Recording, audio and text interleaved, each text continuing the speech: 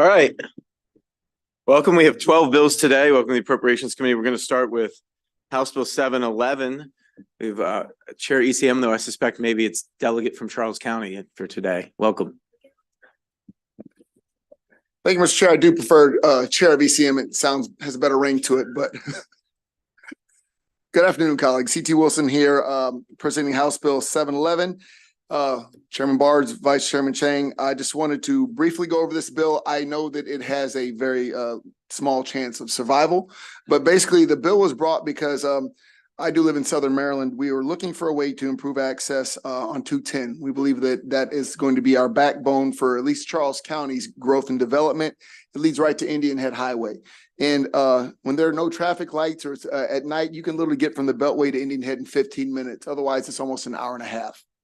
So we're trying to find some ways to improve it. And to be honest, I think the reason I put the bill in is because Southern Maryland, we tend to be bereft of highway transportation funds. And we spend a lot of money because we spend a lot of gas. In fact, our trek is the largest in the state as far as getting back and forth and one of the longest in the nation. So this was a very much a shot in the dark to try to get something done to upgrade 210 to make it a limited access highway, which would basically you could only get on or off by entry ramps. To control the speed, they would use these cameras like they do in Europe that basically there's cameras all over the roads. And what they do is they time when you got on the road and then when you got off the road. And they do the math. And if you are exceeding the speed limit, they give you a graduated depending on the speed you were going. So we can still control the speed. Again, I do understand that there is a process. This totally abrogates that process. But I did feel like it was a conversation I would like to start because that is our bread and butter. And that's how we're going to keep Indian Head alive through the next BRAC because we do have one of our military bases down there. And all that, I would just go ahead and submit on my testimony. Thanks for the testimony and the bill. Are there questions for Chair ECM? Anybody got ECM bills? Thank you very much, Mr. Mr. Have a great day. See you. That concludes the bill hearing on House Bill 711. Go to House Bill 334. Delegate Solomon, and if you have a panel delegate, you can bring them up.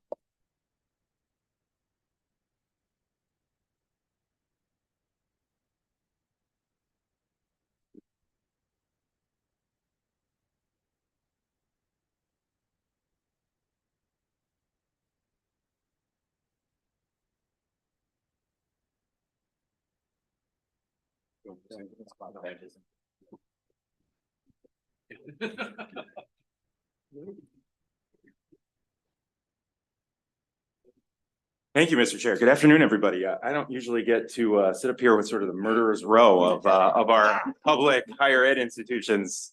Feel like I'm in trouble with having this number of presidents next to me.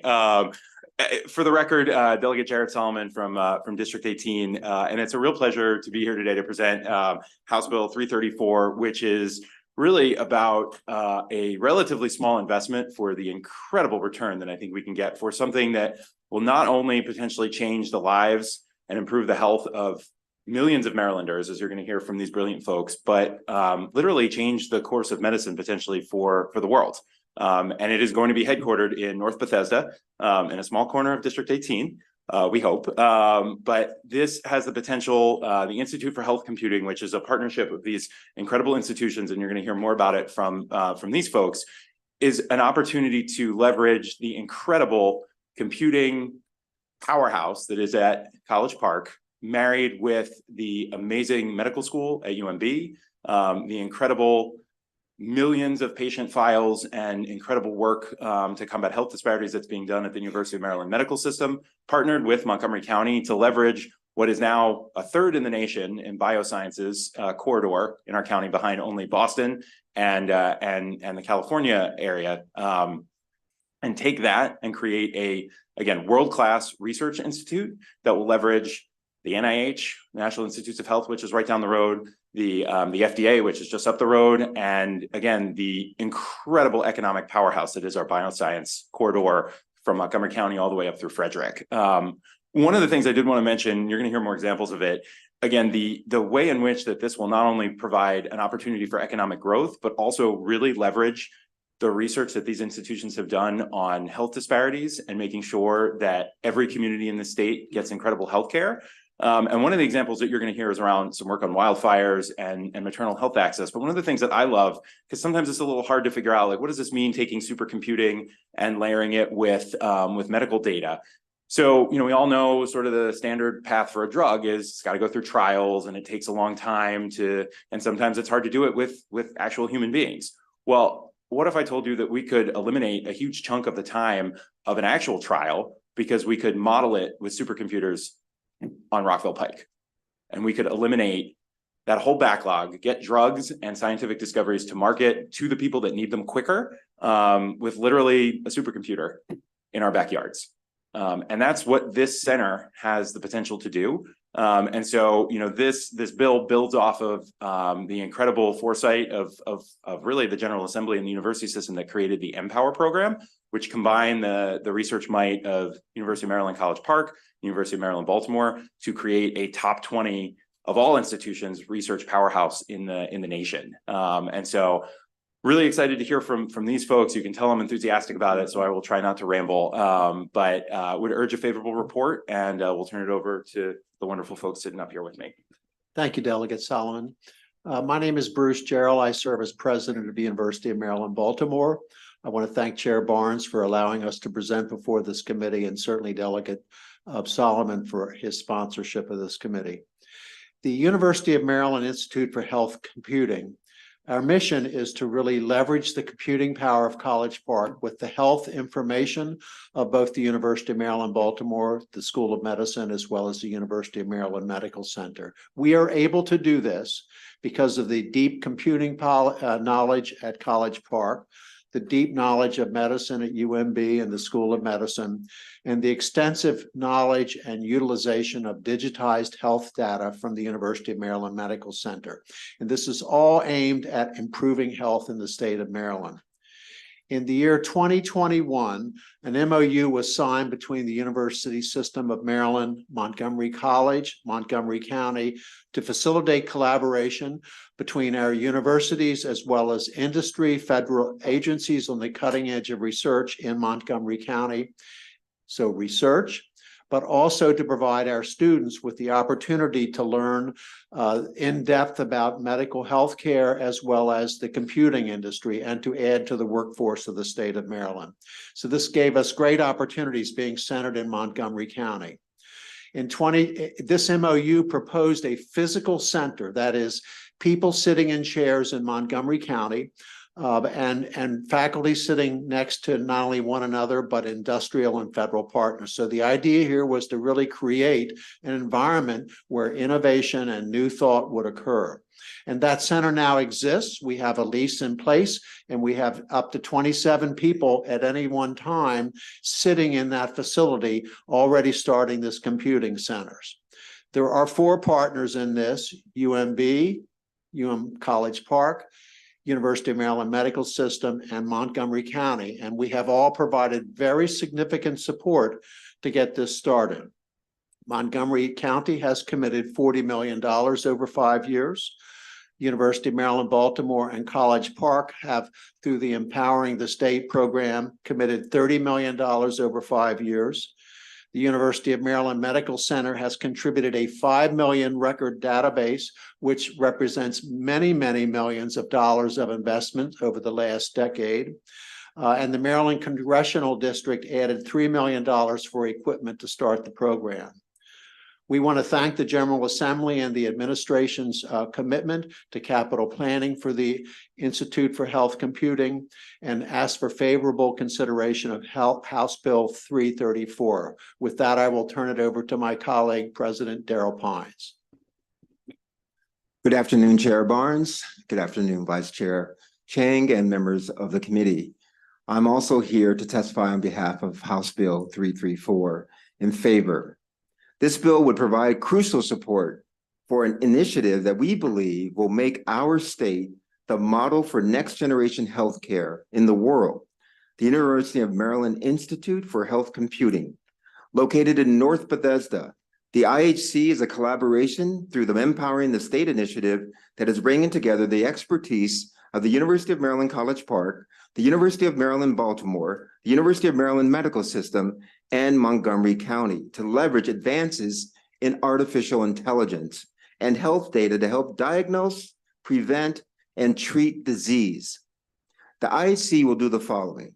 Number one, improve quality of life and longevity for all Marylanders. Number two, attract and grow industry partners to grow our biotech industry that you just heard from Delegate Solomon. Number three, discover new ways to address social determinants of health. Number four, solve pressing and existential problems of health inequity in our state population.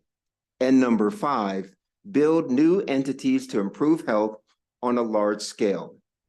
Last summer, Governor Moore told the Maryland Association of Counties that the state needed to prioritize our spending in a way that strengthens our economic engine, not just for now, but all into the future.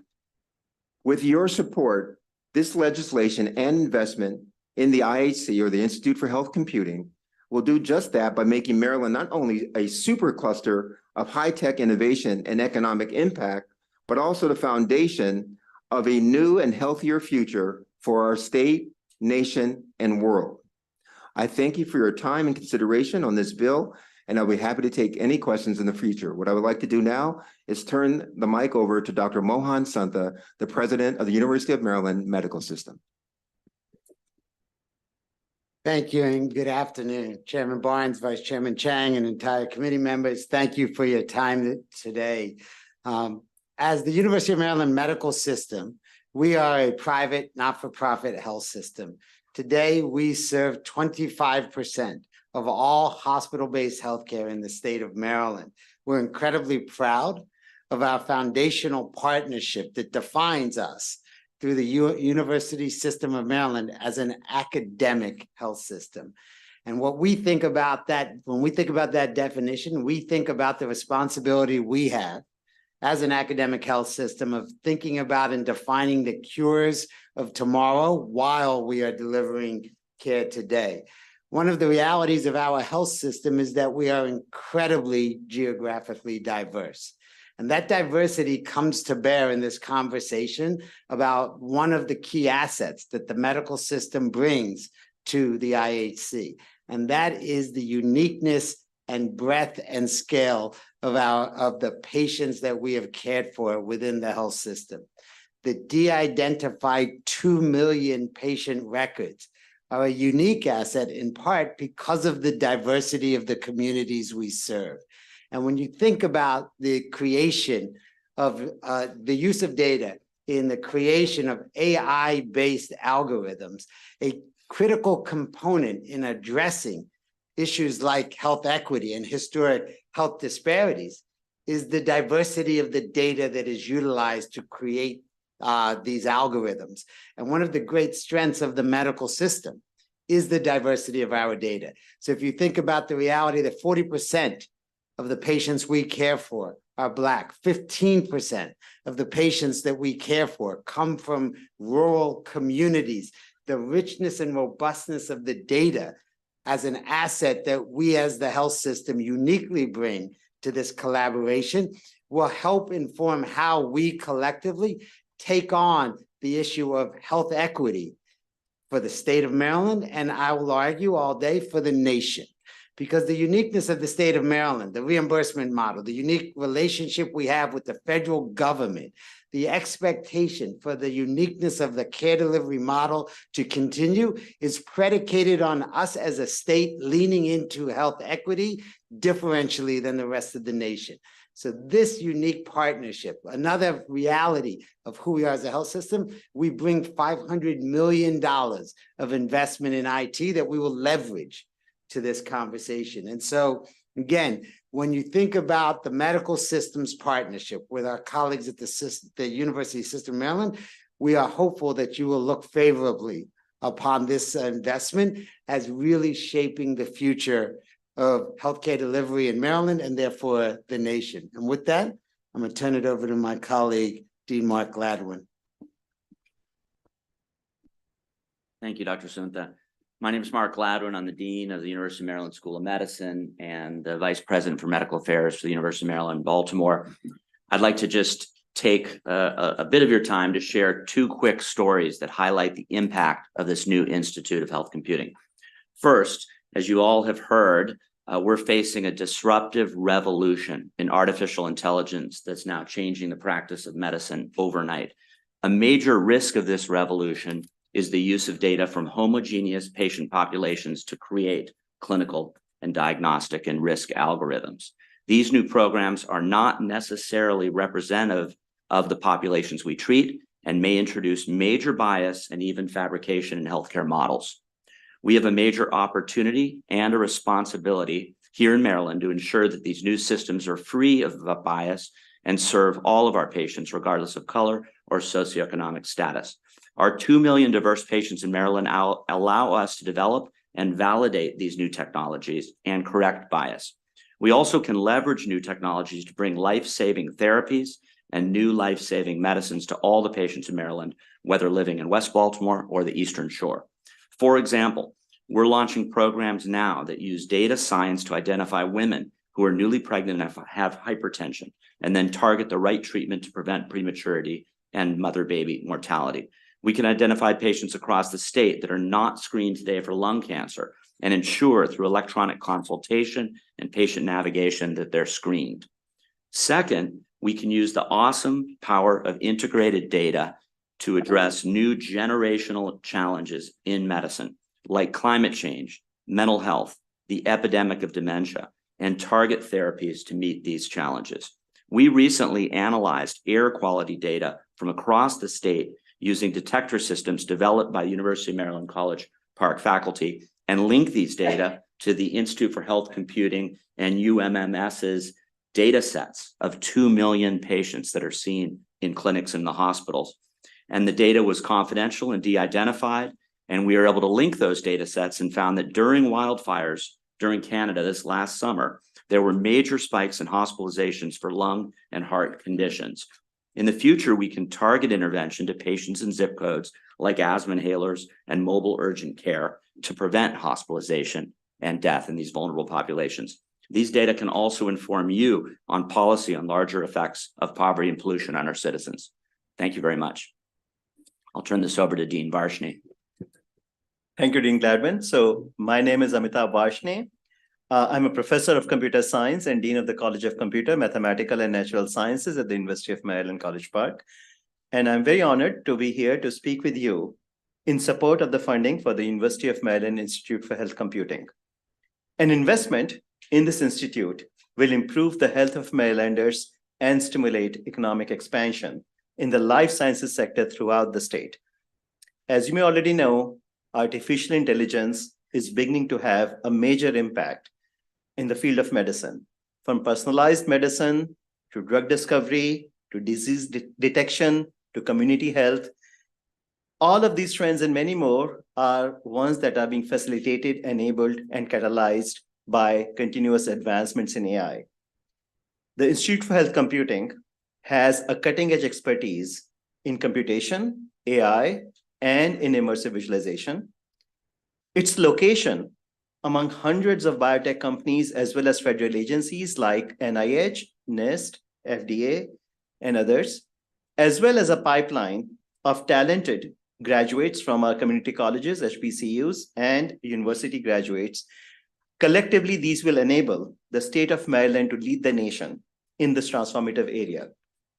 The Institute for Health Computing is collaborating with startups, federal agencies, as well as private companies on a wide variety of research topics. The growth and innovation that this institute will enable will fuel the recruitment of venture capital to invest in the state of Maryland in life science and biotech companies, which today employ over 40,000 high-tech workers. This job growth will drive the migration of companies and talent to our state. According to diverse issues in higher education, College Park confers the most undergraduate degrees to African Americans among all the AAU universities in computer science, as well as mathematics and statistics. And we are sixth most number of graduates in biological and biomedical sciences. An investment in the Institute for Health Computing will help retain these outstanding graduates in the state of Maryland. The time is now to invest in the Institute for Health Computing so that the state of Maryland can lead the nation in this vibrant and growing area. I'm happy to answer any questions you may have. Thank you. Thank you, Mr. Chairman, members of the committee. For the record, my name is Tom Lewis. I'm the Development Ombudsman for Montgomery County. As you heard, Montgomery County invested $40 million in the Institute for Health Computing to bring it to Montgomery County. Montgomery County was one of the probably the only major private sector life science cluster in the country without a major academic research center. So that was the impetus for the county to invest in this. Why would the state invest in it? Well, the county and the institute, we're competing with other parts of the country. Massachusetts as a state invests significantly in Boston, California, a lot of state investment there. And even now, more recently, Northern Virginia has made a substantial commitment of about $1 billion over 10 years in Northern Virginia to compete for our life science companies. So we really like to have the state support. I think it would make a big difference. One bit of good news, AstraZeneca announced today they were going to invest $300 million for manufacturing jobs in life science in Rockville. And you might ask, well, if we can attract them, why do we need more money? And the reality is there was a homegrown company called MedImmune there in Montgomery County that was established, and AstraZeneca came here to buy them and then established their presence here.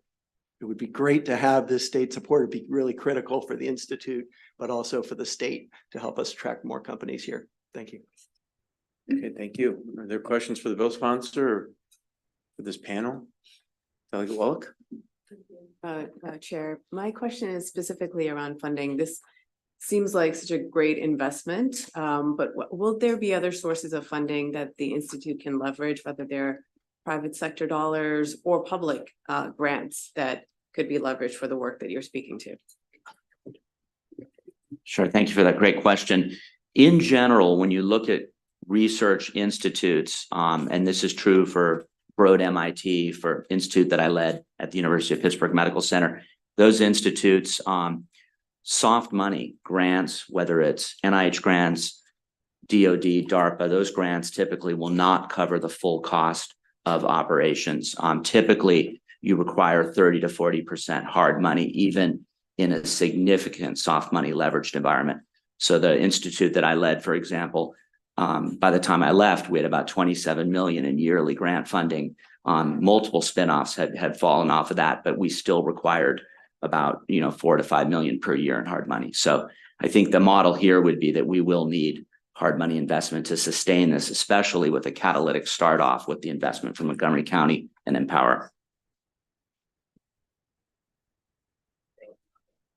Thank you, Mr. Chair. I can absolutely appreciate what this is, what the goal of this bill is to do in terms of doubling down on Maryland's investment in biotechnology and leveraging our resources. I'm curious if, given if I heard this right, $70 million, 40 from Montgomery County and 30 from College Park of initial commitments. I'm curious, prior to that amount of money, was there any formal study that was done to project out the direct economic impact and tax dollars from the jobs that this would create? Do we have that formally? I don't know off the top of my head, Tom. I know there were a number. Yeah, there was a study done by Margraves Consultants in 2017, 2016 that did a sort of life sciences sort of economic development, that if you had an academic institution that was located in the research sector of life sciences in Montgomery County, that it would spur additional economic development and startups. That report we can obviously get for you for the committee for review.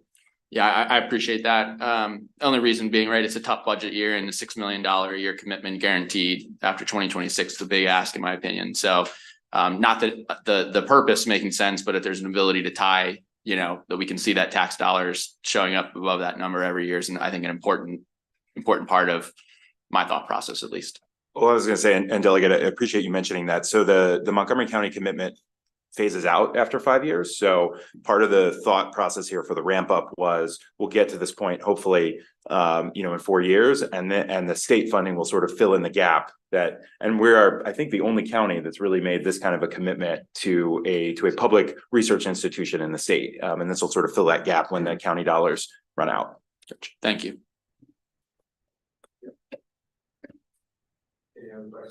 Bill Delegate, and to our Thank you. esteemed and accomplished panel here. Thanks for your service. Have a good day. That concludes the bill hearing on House Bill 334, House Bill 348, Delegate Smith, and feel free to bring your panel up. Yeah, one.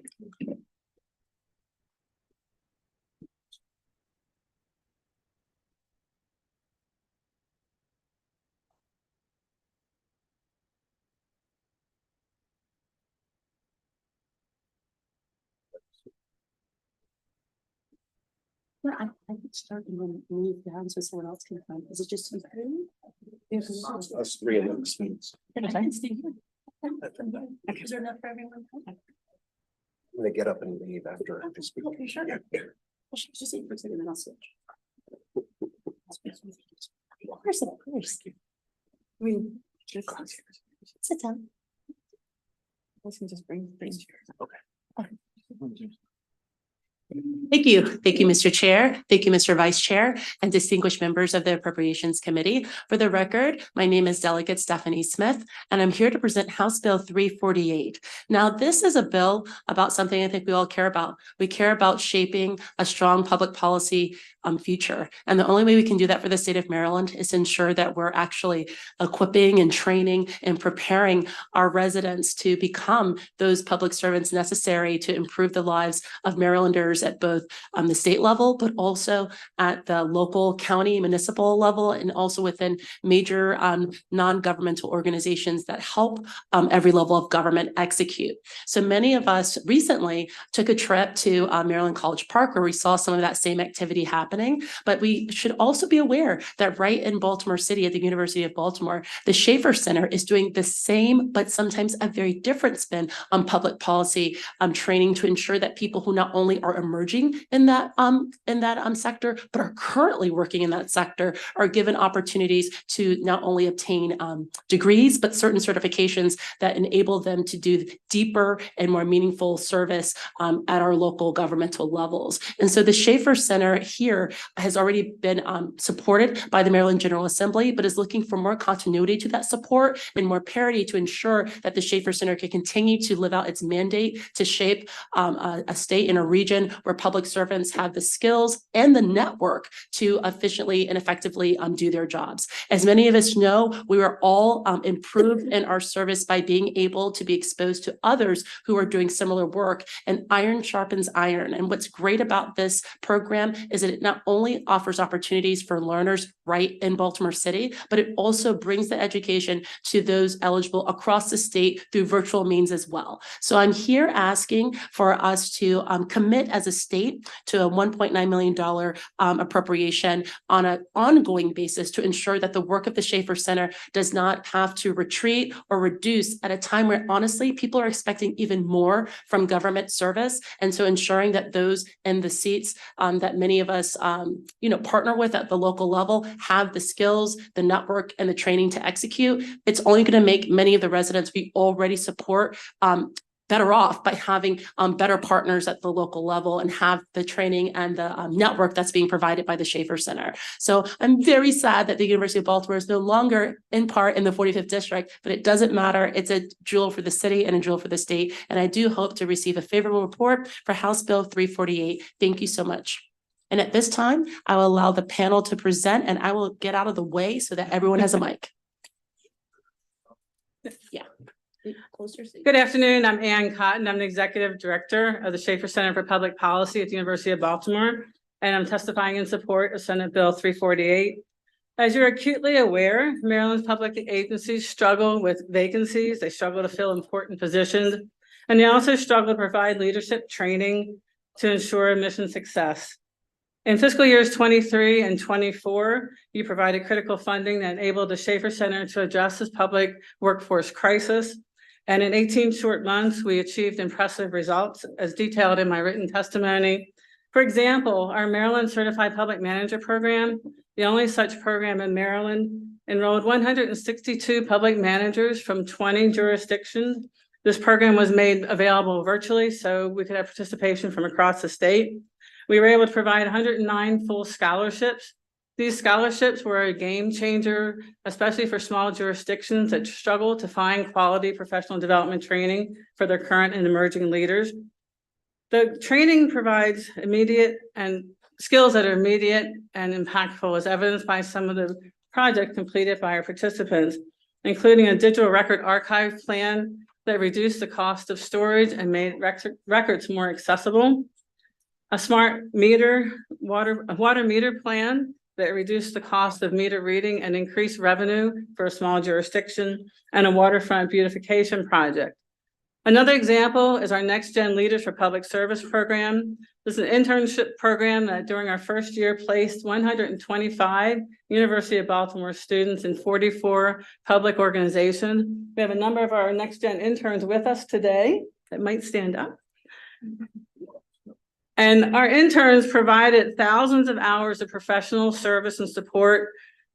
They gained understanding of government. They gained that first step into a critical career path to join public service. The program was recognized by the Volcker Alliance Next Gen Service Corps as being one of the strongest public service internship programs in the national network of 17 universities.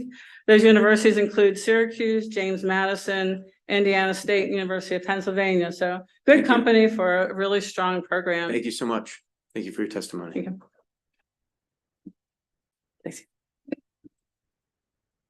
Thank you, Dr. Cotton. Good afternoon, Mr. Chairman and members of the committee. My name is Stacy Rogers, and I am the County Administrative Officer of beautiful Baltimore County. And I am here in several capacities to provide support for Bill 348. My second hat that I wear today is my role as the chairperson of the Dean's Advisory Board for the School of Public Affairs. And third, my role as the president-elect for the National Forum for Black Public Administrators, which is the largest African-American public administration-focused association in the country. I want to say that I know firsthand about the need to groom the next generation. As a career public servant for more than 30 years, preparing for retirement, we need to ensure that the pipeline of well-prepared, trained, committed colleagues, emerging leaders are ready for public service. We compete with private sector employers who can pay more competitive salaries, but there's no noble of a calling than public service. And to ensure that young people understand that firsthand, having opportunities for internships and mentors who are clinicians actively engaged in public service is what is needed, so they understand firsthand what this means to be a public servant. As I said, I'm honored to be the chairperson of Dean's Advisory Board. And as a board member, we do work diligently to assist the School of Public Affairs and the Schaefer Center to identify opportunities for students and public employees, not just students matriculating through their academic programs, but public employees who are already in the workforce. One great example is the CPM program. Baltimore County is one of the jurisdictions that participates in the CPM program, and our employees who have completed that program have given rave reviews to say that this was a type of training that they really needed to sharpen their skills to be administrators. Thank you so much. Thank you for your testimony. Good afternoon. My name is David Wisoff, Chairman, Vice Chairman, members of this committee, and I am from the beautiful county of St. Mary's, where I am the county administrator. I'm here today to speak in support of this bill. I am also a proud alumni from the University of Baltimore's Law School and current student at the Schaefer Center for Public Policy's Maryland Certified Public Manager Program. And I was fortunate enough to obtain a scholarship to the program. I'd like to point out that this bill would help ensure that public servants continue to receive scholarships. I have been in public service most of my life as an attorney and now as the county administrator. One of the difficulties that government managers and leaders face is knowing how to lead and supervise others. The usual pattern is you get promoted because you're good at your job, and then you have to figure out the leadership part. And that's where this Maryland CPM program comes in. It's a comprehensive 10-month program where you learn leadership styles, team building, communication, strategic management, HR, DEI, budgeting, procurement, et cetera, et cetera. My classmates are from all over the state, from the state level and the local level, and it's making us better. And I think this program also helps for the state's recruitment woes and also the counties and local government's recruitment woes, in the sense that it shows that the government cares about the training of its employees and personal growth of them. And please support the bill. Thank you guys very much. Good afternoon. My name is James Gaston III. I am the current town administrator for Brentwood, Maryland, and I am testifying in support of House Bill 348. I am currently a student with the Maryland Public Certified Managers Program, and I'm gonna keep my comments brief. For a town like Brentwood, our budget is very limited, and having this opportunity for a scholarship makes the CPM program outstanding, and a definitely support the smaller towns, the ones that are inside the Beltway of Prince George's County. So having a scholarship for this type of program will help my town, or has already helped my town, as I've gained knowledge, met folks across the state, and got different ideas on how to address some of our issues that plague, I would say plague, that we try to challenge on a daily basis. So I have got to thank Dr. Cotton, Ms. Rogers, my cohort, Mr. Galloway. We need this program, and I am total support of it. Thank you very much for your time.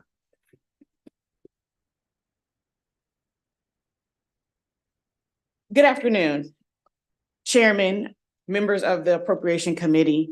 I'm Tanya Jones. I am from the town of Cheverly, Maryland, and I am a proud graduate of the Maryland Certified Public Managers Program. I was awarded a scholarship to attend the program, and without it, I would not have been able to afford the education opportunity. This opportunity gave me a level of professional growth I wasn't even aware that I needed. But without it, I guarantee you I could have failed in the duties that were put before me. Our office also has had the opportunity to work with 3 next-gen leaders for public service interns. As a graduate, the training, the mentoring, the networking, all of those opportunities have equipped me with invaluable knowledge, empowering me to make impactful decisions that benefit my community. Through the Next Gen program, it has given me and Cheverly the opportunity to give back and to pay it forward. As a student of the CPM program, I researched and designed, along with the Cheverly Youth Coordinator, a youth council, and then we looked at lowering the municipal voting age. Through this work, I'm proud to say a Cheverly Youth Council will be sworn in on Thursday night. And last month, we passed lowering the voting age to 16. Prior to this, the town lost approximately 85% of its administrative staff. This was leaving me doing jobs and duties like town clerk, HR, finances, helping in the police department, and my own original assigned duties. I was thrust into jobs where I didn't have the knowledge or the skill set. So I want to say thank you for funding that allowed the Schaefer Center to educate me. The Next Gen program is also a shining example of this investment. And in the town of Cheverly, we have witnessed its firsthand impact. The relationships built, the skills honed, and the contributions made by these students, it's immeasurable. Our office in Cheverly always has so many things that are continuing to pop up on our plate, and having the help of Delia and Divine, our current interns, have made heavy lifting a lighter load. Thank you. Thank you for sharing your story. Thank you so much. Yes, sir. Good afternoon. My name is Mayarni Johnson, and through this program, I applied and am grateful for the opportunity to be able to work for the Maryland Department of the Environment, MDE. I believe state government units such as MDE would greatly benefit from this program, serving as a means of adding employment numbers, allowing understaffed units to mitigate strenuous workloads on their employees while increasing their potential hiring and retainment rates, excuse me. Starting as an intern in February of 2023, I was welcomed by MDE staff of the Lead Poisoning Prevention Program and of Land Management Administration. Staff expressed how grateful they were to have helping hands and fresh minds eager to learn and assist with daily tasks. Often I would be told of the need for more staff to handle the increasing demands, and that having someone as myself with limited experience in government work, yet high motivation for public service, brought relief that their administration otherwise would not have had in a timely manner. Observing the will of MDE staff to persistently work to meet often overwhelming demands encouraged me to work with the same diligence, because I knew, as they knew, that I could make the difference in a fellow Marylander's life through the camaraderie I shared with MDE staff, and our drive to improve the quality of life of our fellow Marylanders. I was brought on board as a state employee at the conclusion of the 15-week program in May. During the internship, I was able to continue attending school to graduate that spring with my bachelor's degree. And I absolutely, I absolutely support the funding for this program. I'm pleased to be working with MREFA and am starting my next, I have started my next public service, I have started my public affairs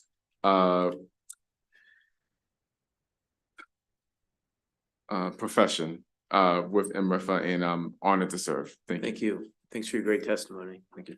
And all your success. Yes, sir. I think one more. Yes, good afternoon.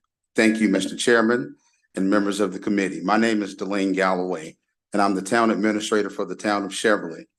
I'm also the state president for the Maryland chapter of the National Forum for Black Public Administrators, as my colleague has mentioned earlier. I'm speaking today in support of House Bill 348. As a proud graduate of the Certified Public Managers Program, I can attest to the significant impact that programs like these have on developing strong leaders in public service. Funding for the Certified Public Managers Program, the Next Gen Leaders Program, and the Schaefer Center is crucial for several reasons. 1, program sustainability. 2, enhanced resources. 3, widening accessibility. And 4, innovation. The town of Cheverly has actively participated in initiatives aimed at molding and shaping the next generation of leaders through internships through the Next Generational Program. Today, I'm honored to be joined by 2 interns who are currently benefiting from our town internship program in partnership with the University of Baltimore. Additionally, my communication specialist, Ms. Tanya Jones, as you can tell, is a proud advocate of the program. The town of Cheverly has seen firsthand the positive impacts that result from investing in these programs. Our interns have gained valuable experiences and skills that will undoubtedly serve them well in their future careers and in public service. I urge you to support House Bill 348 to ensure the continuation and expansion of these vital programs. By providing permanent funding, we can continue to develop and empower the next generation of public servants. Thank you, sir. Thank you. Thanks for your testimony. Do you have any questions from the committee for the bill sponsor? I'm sure she's happy to come back up, or any of the panel. Okay. Thanks to you all and all the interns that are with us today. Congratulations. Thanks for the good work. That concludes the bill here. Can I just say something briefly? Yes, sure. Niarni was a star member of my constitutional law class at the University of Baltimore. I just wanted to say. That we could tell. All right. Thank you all. We're going to turn to House Bill 365, Delegate Grice. Delegate, please bring your panel up. And I just want to, I forgot at the outset to remind witnesses that bill sponsors have unlimited time. Everyone, witnesses have 2 minutes.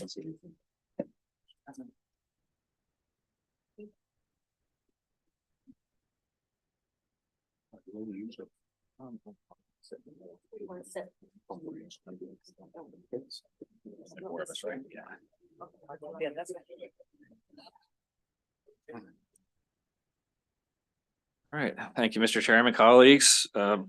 Jeff Grice, presenting House Bill 365, and with me, I have both our Kent County Public School System and our Kent County local governing body. And before I get started, I just want to thank the committee for all the help that we've certainly given Kent County over the last couple of years.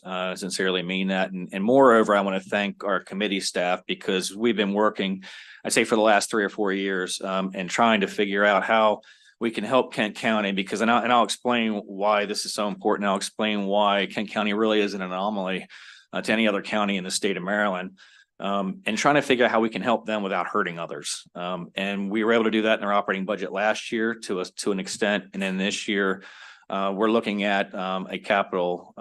It's not even a capital request. We're looking for some change in the school construction formula to help them. And so what we're doing currently under the formula, Kent County, there's a 50-50 split between those state and local share. And what this bill will do is it'll reduce the local share from 50% to 12%. And if you look at the fiscal note, it doesn't increase the mandated funding for our school construction program. So you won't see a fiscal note on that. However, what it'll end up doing is we still have anywhere between $2.4–2.5 billion in our capital budget for our school construction program. So what that'll do is it'll take from other projects, but not a single project. It'll take from all the projects across the state. So it'll be a very minimal impact on other projects and other school systems. And so what I want to talk about first of all, because a lot of our members are new and we don't really know the demographics again with Kent County. So Kent has the smallest population in the state. So there's only 19,200 people in Kent County. And the challenge is that it covers an area of 413 square miles. And that presents a huge challenge for the public school system. And so, to obviously put it in perspective, some of our communities in the state have more than that in just a small area. And the challenge that we have is that this population demographic equates to the third smallest assessable tax base in the state, behind Caroline and Somerset counties. And so with Caroline County, the state is actually moving up to pay for 94% of their school construction costs. And for Somerset County, the state pays 100%. And right now for Kent, which again, with a similar assessable base, is only paying 50%. And that's the challenge that we're asking the taxpayers in Kent County to help cover. And so the question is going to be, and it's a valid question, and what kind of tax effort does Kent County have? Because I don't want to come before you guys, and I don't want to come before the state of Maryland to ask for help if they have an opportunity to tax their residents more than what they already do. And so I'm here to tell you that they can't. First of all, they're maxed out on their income tax percentage. They're at 3.2%. So they can, unless the General Assembly will enable the local jurisdictions to go higher than 3.2%. That's not an option for them. That's off the table. So what about property taxes? Kent County has the second highest property tax rate on the Eastern Shore, behind Cecil County. And so they're already their hands are tied when it comes to local revenue. So really our only option is to come to the state to help them with this middle school. And that's what they want to build. They want to build one middle school. They only have one middle school in the entire county, and it's time to replace that. So the issue isn't, certainly a lack of effort. Kent County has per pupil spending has the third highest in the state, behind Worcester and Somerset counties. And their local share is fourth highest in the state, behind Worcester, Montgomery, and Howard counties. So they care about spending money on their public school system. They're committed to spending money on their public school system. So that's not the challenge either. So the challenge is on the revenue side and not the spending side. And so the issue really is, and simply put, is that Kent County has proven that education funding is their priority. And they can't raise their revenues, and this is where they need help. And lastly, I want to mention another key point. Kent County only has one middle school in the entire county, only has one high school in the entire county. So regardless if you have 500 kids in that school or you have 5 kids in that school, you still need a school, nevertheless. And so that's really where they are. They're at a position now where they have to do something. And we're here asking for your help. And for many of you who remember back in 2020 when we passed the Build to Learn Act, we found Dr. Lever here, and you may remember he was a very integral part of passing that piece of legislation. So if you have any technical questions about the school construction formula, I will defer to him. So and I will turn it over to whoever is next on this panel. Okay. Mr. Chair, members of the committee, good afternoon. For the record, I'm David Lever. I'm an architect, former director of the public school construction program in the state of Maryland. Since 2017, I've been helping Kent County Public Schools with a variety of facility issues, including a master plan and the execution of 9 projects. Here to testify on behalf of House Bill 365. This is critical for us to be able to replace Kent County Middle School. My written testimony outlines the deficiencies in the existing facility, lack of instructional spaces, lack of ADA accommodations, code deficiencies, aged building systems. There's an urgent need for replacement. The consequences are very extreme. This affects literally every public school student in Kent County. There are no alternatives for middle school students. As an inadequate facility, it is a barrier to education. The lack of proper science classrooms, for instance, the lack of special education spaces. This becomes an issue of equity.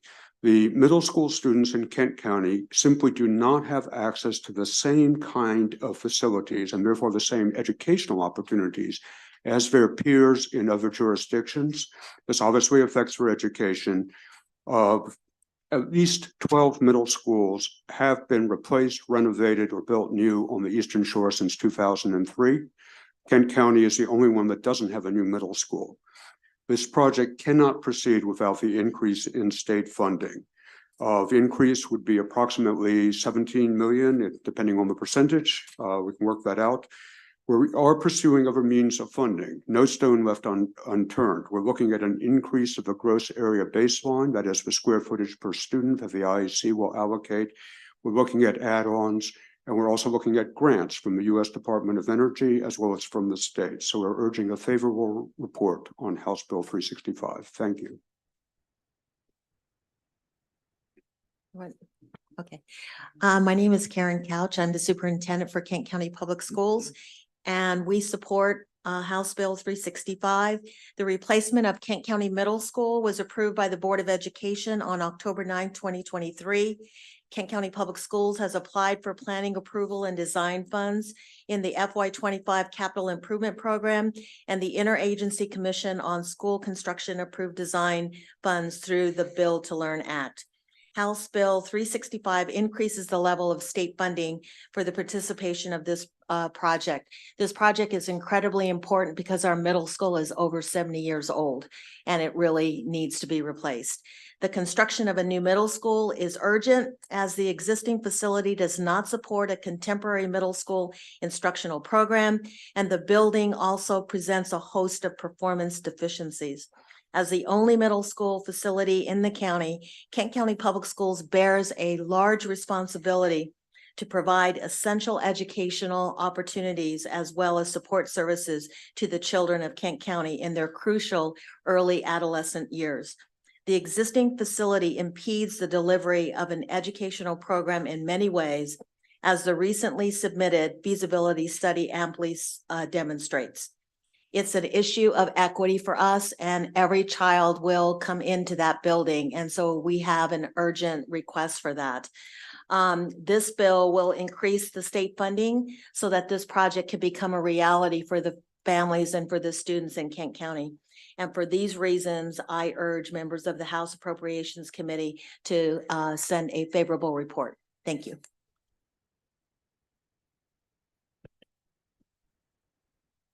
Thank you, Chairman and members of the committee. My name is Ron Fithy and I'm president of the Board of County Commissioners of Kent County, and I'm here to support, obviously, House Bill 365. Delegate Grice done a great job, I think, of pointing out how we're a little bit different than other counties in the state of Maryland. A couple other things.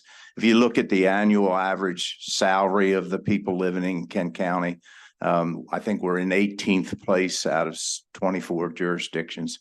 87% of Kent County's land mass is zoned agriculture, which the state sets the assessment a little low for them for obvious reasons, because they need that in order to maintain an agricultural community. But so to make a long story short, we're here to certainly support House Bill 365, and I appreciate your consideration. Thank you. Good afternoon, Chair Barnes, Vice Chair Chang, and members of the Appropriations Committee. My name is Francois Sullivan. I am the Vice President of the Kent County Public Schools Board of Education. But today I would like to also speak to you as a parent. Kent County is small, possibly smaller than you can imagine. As mentioned, we have a total of 5 schools, 3 elementary schools, a single middle school, and a single high school. The middle school holds all of the county's public school students in grades 6, 7, and 8. Both of my children attend Kent County Public Schools. My oldest graduated from Kent County Middle School last June, and my youngest started attending the middle school this past September. I've spent many hours in the middle school attending parent-teacher conferences, PTA and school events as part of the KCPS Facility Strategic Planning Committee. I've seen almost every inch of the building. When the students are there, it is loud and boisterous and as cheerful as any middle school could be. But when they aren't there, you begin to notice the cracks, the leaks, the water stains. You see the paint peeling, the classrooms with no windows. You feel the temperature change from the heat of the second floor to the chill on the first floor. You feel the age of the building. As much care as the custodial staff has put into it over the years, the fact that it is an almost 80-year-old building is apparent. All parents want the best possible learning environment for their children. A new middle school would offer updated technology, better equipped classrooms, and expanded resources. It would ensure that children have access to the best possible educational tools. Kent County Middle School was originally constructed to be a high school and meet the needs of a 1950s high school student. It was converted to a middle school in the 70s to meet the needs of those students. A new school would address the educational needs of our current and future students. Without the local cost share alterations proposed in this bill, Kent County simply cannot afford to make a new middle school a reality. I sincerely hope that you will see our need and support this bill. Thank you. Thank you all so much for being here with us. Are there questions? Delegate McComas? Questions, and they say never ask a question you don't know the answer, and I honestly don't know the answer, so I hope that the panel can help me out. I realize it's an old building. My question is it a safe building, such as lead paint, lead pipe for the water? Also, if it's safe as far as if there's a fire. Obviously, if they don't have windows, that's probably problematic, and then probably don't have air conditioning either. So I just kind of wish you could elaborate how doggone old it is. It was built in 1950, last renovated fully in 1976. It has had some improvements. It does have air conditioning, has some new windows. There are code violations that it could be significant in terms of the enclosure of staircases, for instance. It lacks ADA accommodations. There is not a single ADA accessible toilet in the entire school for either adults or for children. There's no elevator to the second floor. That represents an ADA problem. It also represents a safety issue in case of a fire, how you would get occupants of the second floor to the first floor. The circulation is a problem. They're very keen on age separation, as many middle schools are, keeping the grades separate. It involves a very complex circulation pattern at lunchtime. It's almost a barn dance, watching the kids kind of move through the facility. There are no small spaces. I mean, I'm getting into some of the instructional deficiencies as well as the issues that you raised. There are no small spaces for, say, small group instruction or special education. I've seen special education being taught in the library as kids were moving through it because it's also a circulation path. You know, I could go on. Thank you. Delegate Adelson? Thank you, Mr. Chair. Delegate, thank you for bringing the bill. The question I had is, I don't hear you mention this. How many students are currently served by this middle school? I think it's about 500. We're 400 now. Okay, 400 now. But with With the fifth grade, which we intend to move to the building, it'll be 500. But currently we have 400 in the building. Understood. Thank you.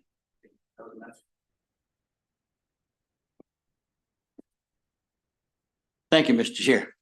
Thank you, Delegate Grice, for bringing it. My curiosity is, because we're looking at the middle school, what age is the high school if they transferred that back into the middle school? So where's the high school at? What age is the high school? The high school is grade 9 through 12. No, how old is? Oh, the age of the building. It's our youngest. It was I think it was built in 1973. So it's 50 years old, that Yeah, building is. yeah. And what about our elementary school? They're old too. They're old too. But So- we've done some minor renovations in those buildings, so they're adequate for now. We just have a great deal of deficiencies in the middle school itself, like we need to replace the roof, the HVAC.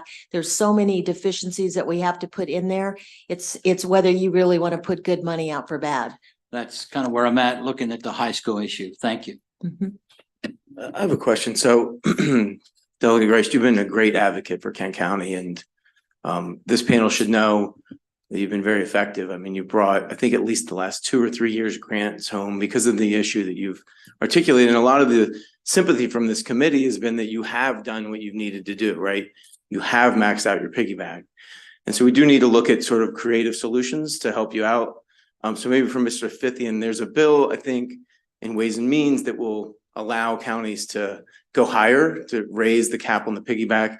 Your thoughts on support for that and other creative solutions on getting more revenue so that we don't have to do these grants every year? Well, being such a small county as we are, we have to look for all our arterial ways of paying for what it costs to run government. So we would certainly take a strong look at that and probably vote in a positive way. Here, because it's been very effective, that argument that you have done, unlike some other counties, done what you needed to do.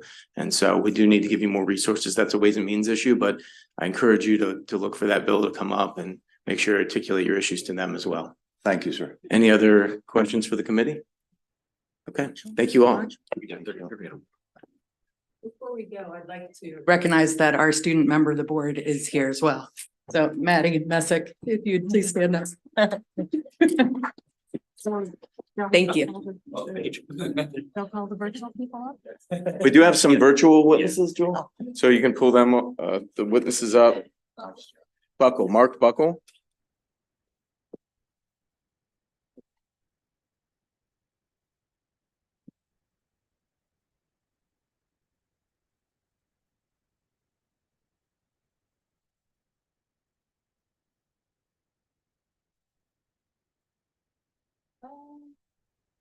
Whoever you have, you can pull them up, Jewel, and we'll just take whoever's on.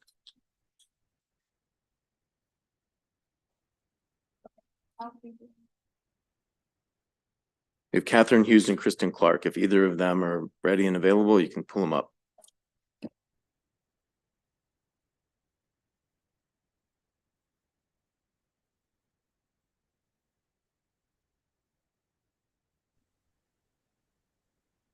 And Ms. Hughes, welcome. You have 2 minutes.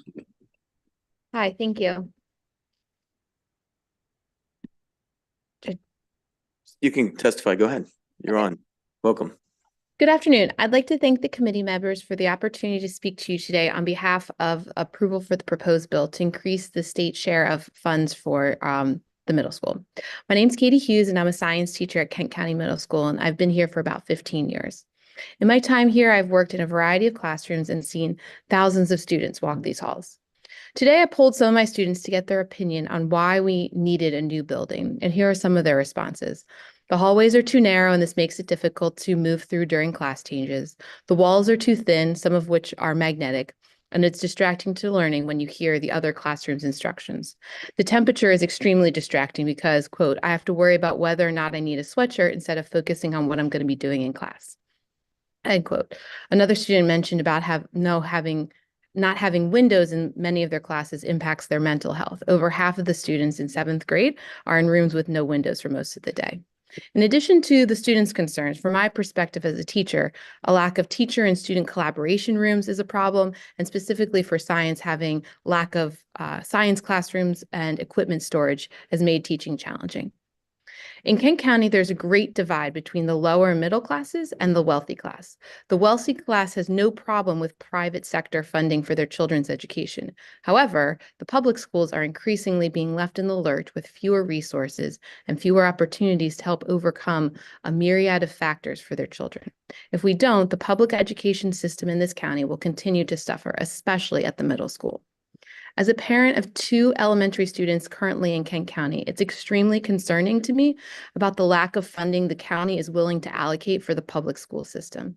If county resources are so limited that it falls to the state, then it falls to the state to make sure that it's equitable education across all counties. If we are on, You can just wrap up 1 sentence, 2 sentences. Thank you very much for this opportunity. Thank you. Thanks for being with us. Any questions for the witness? Okay, Ms. Clark, welcome. You're on 2 minutes.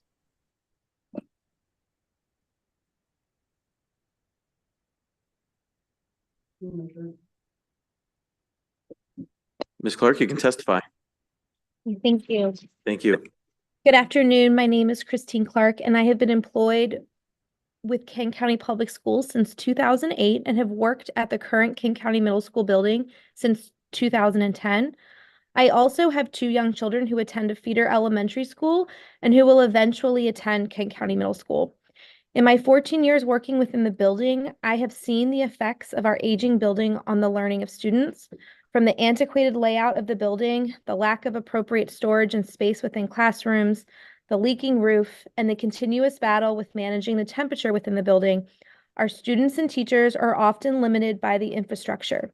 It is imperative that we receive adequate funding to build a new middle school, and without the support of House Bill 0365, I am unsure if that will be possible. The antiquated layout of the building is not designed for 21st century learning. Many of our classrooms are interior rooms with no natural lighting or access to fresh air.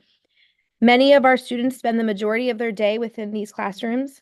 In addition to the outdated layout, none of the classrooms offer adequate storage. As a former science teacher in the building, it was often difficult to store lab materials and provide students with the space needed to conduct experiments in a way that would mimic the real world. Within the last 10 years, I have also noticed a significant degradation in the roof of the building.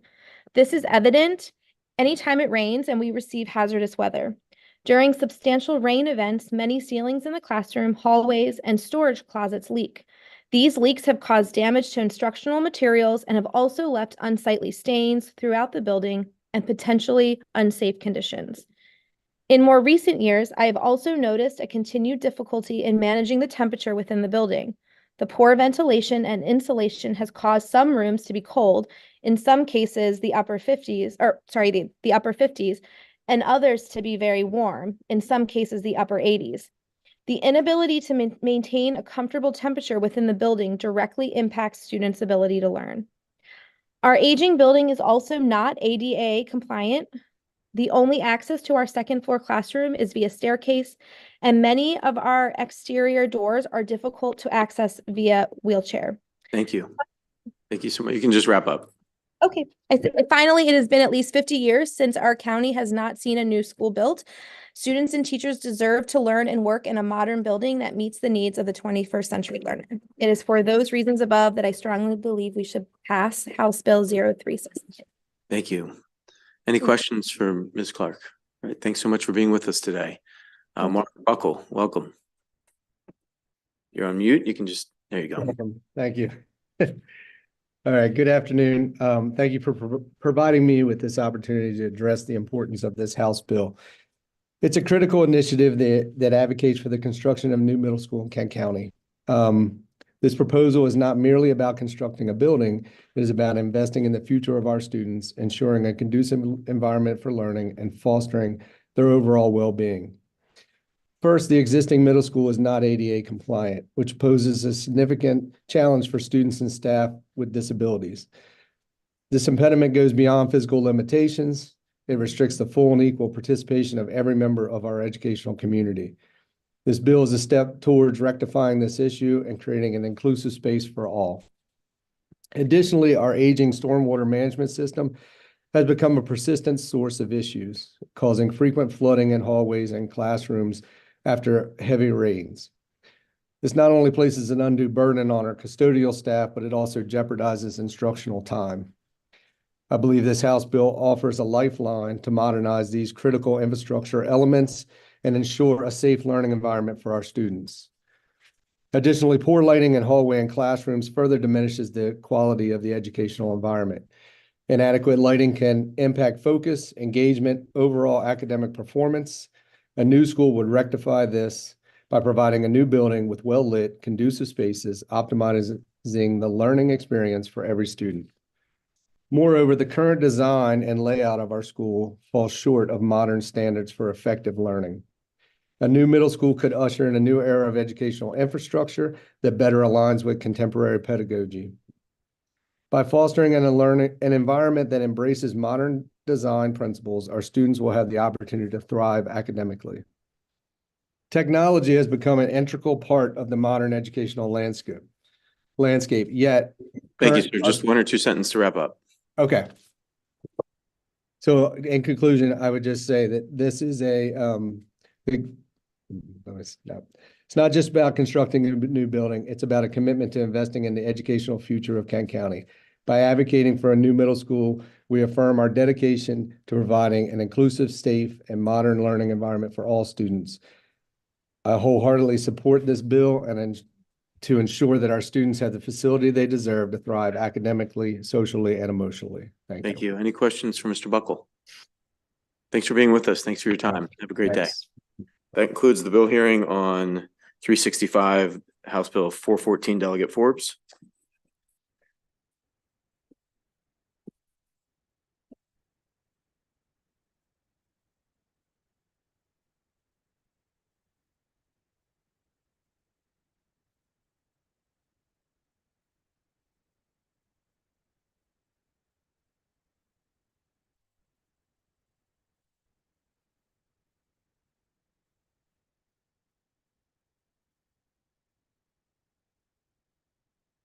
Good afternoon, Chair Barnes, Vice Chair Chang, and members of Appropriations. I'm Delegate Kathy Forbes, and I appreciate the opportunity to present HB 414, a bill that will support the Maryland Council on Economic Education. We debate a lot of things here in Annapolis, but we all agree on the importance of financial literacy. When young people learn how to create a budget, manage debt, and save money, we lay a foundation that will lead to greater financial stability, less stress, and a higher quality of life.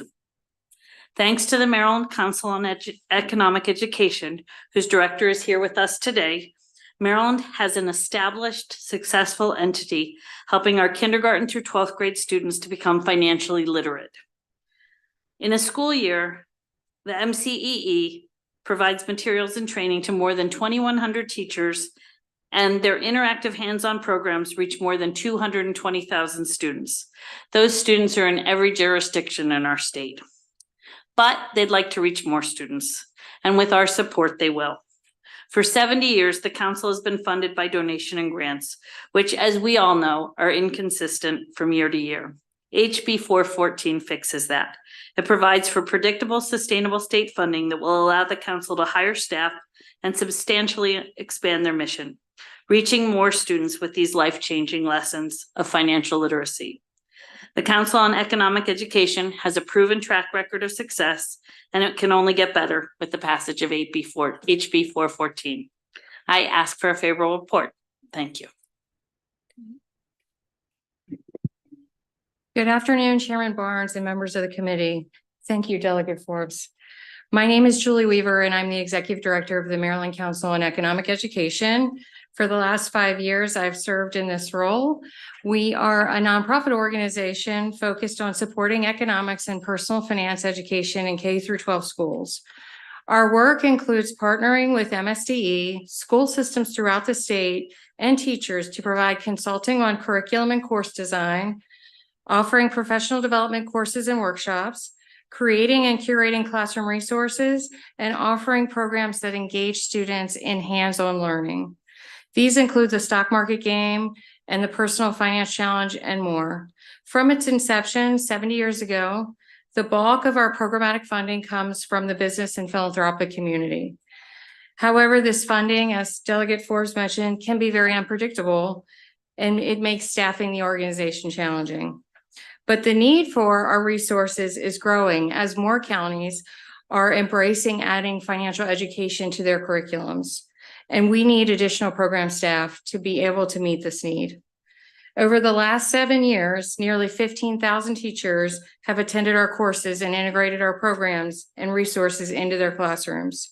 Our student impact last year alone was 228,000 students, contributing to an estimated total of 6 million students over the last 70 years. I believe this is a testament to the significant return on the state's investment in us. As the state invests billions of dollars in making sure that students are college and career ready, this should include equipping them with the skills and knowledge they need to make informed financial decisions. I urge you to provide a favorable report for this bill to expand our reach and effectively meet the evolving needs of our school systems, teachers, and most importantly, our students.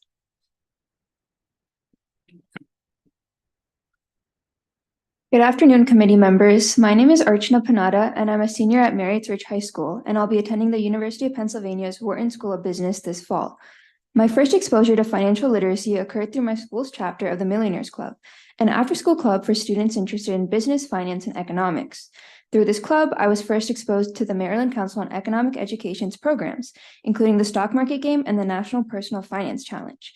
And I first became aware of how unprepared I was to manage my finances as I entered the world of adulthood. I know many of my peers feel the same way, as their school systems often prioritize learning about complex math and science topics over teaching us how to file our taxes or simply write a check. Throughout high school, I've made it my mission to decrease the stigma around personal finances, and the MCE's initiatives have provided the perfect outlet for me to do so. As president of my high school's Millionaires Club, I've had the opportunity to participate in and expose countless individuals to the multifaceted realm of investing without having to worry about the risk of legitimate capital losses through the stock market game. Furthermore, as a member of the Maryland State Champion National Personal Finance Challenge team earlier this year, I've enthralled myself in the realm of financial wellness as I've explored how macroeconomic principles, our nation's history, and news media headlines can influence how individuals manage their day-to-day finances. These programs have instilled both the necessary knowledge and sense of confidence within me that I'm sure will be of use to me in college and beyond as I enter the world of work. Decreased financial literacy rates across the state and the nation are an epidemic that the MCE's diligent efforts aid in mitigating through their immersive initiatives that better equip both teachers and students to tackle tangible concerns associated with confidently managing finances. The MCE provides students with opportunities that no classroom environment can offer. It offers a safety net as students experiment with budgeting, saving, and investing among other pertinent topics without having to worry about dwindling finances. And so I urge a favorable report on HB 414. Thank you. Oh, thank you, Mr. Chair, Mr. Vice Chair, members of the committee. For the record, my name is Evan Richards. I'm the Senior Policy and Political Strategist with the Maryland Bankers Association. We're in strong support of House Bill 414. Now, this is the Bankers Association's biggest priority every year, as several of our members do partner with MC to provide them the funding they need to provide these resources to Maryland school systems. Now, I'm excited to talk about this bill, not only because MBA supports it, because I too am a recipient of MC's education. That's, you know, and for me, it was more than just an education. And as Delegate Ford mentioned, this is life-changing. It actually was. You know, my dad installed HVAC systems and residential HVAC systems until 2009, when a failed back surgery took him out of the workforce. He promptly lost his job about 6 months later. My parents didn't have these kind of financial skills to help them through these troubled times. As I'm learning them in school, I'm able to take them home. You know, I'm 15, 16 at the time. I'm taking them home, I'm sharing them with my parents, and they're able to implement these budgeting skills that they just quite frankly didn't have. And it's truly helped them through these times as, you know, things improved. It's something that has stayed in my family for all that time. And life-changing, you know, MC does more than just education. They provide opportunity. They provided me the opportunity of a lifetime. You know, we talked about the personal finance challenge. I was a member of the 2011 state championship team. And, you know, after we went to the nationals, there was a big banquet up in Timonium where I met a woman who talked about how she was a big advocate for financial education and was down here in Annapolis constantly fighting to implement it at Maryland schools. That turned out to be one of your colleagues across the street. And 4 years later, she called me for a job interview. And I worked for about 6.5 years. For me, MCE is more than education. It was a life-changing opportunity. I urge you to support House Bill 414. Thank you.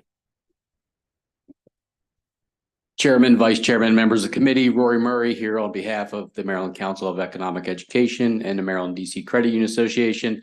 Here mostly for moral support and to give an enthusiastic me too. I'll just add there's 17 letters of testimony in your packet from individuals and different groups all around the state. I would also invite any of you in the interim to come visit the offices. It's a small staff in a modest office and their reach is truly amazing. So to be able to use what is a relatively modest investment as a force multiplier for them to get out to more students in a time where return on investment is oh so important.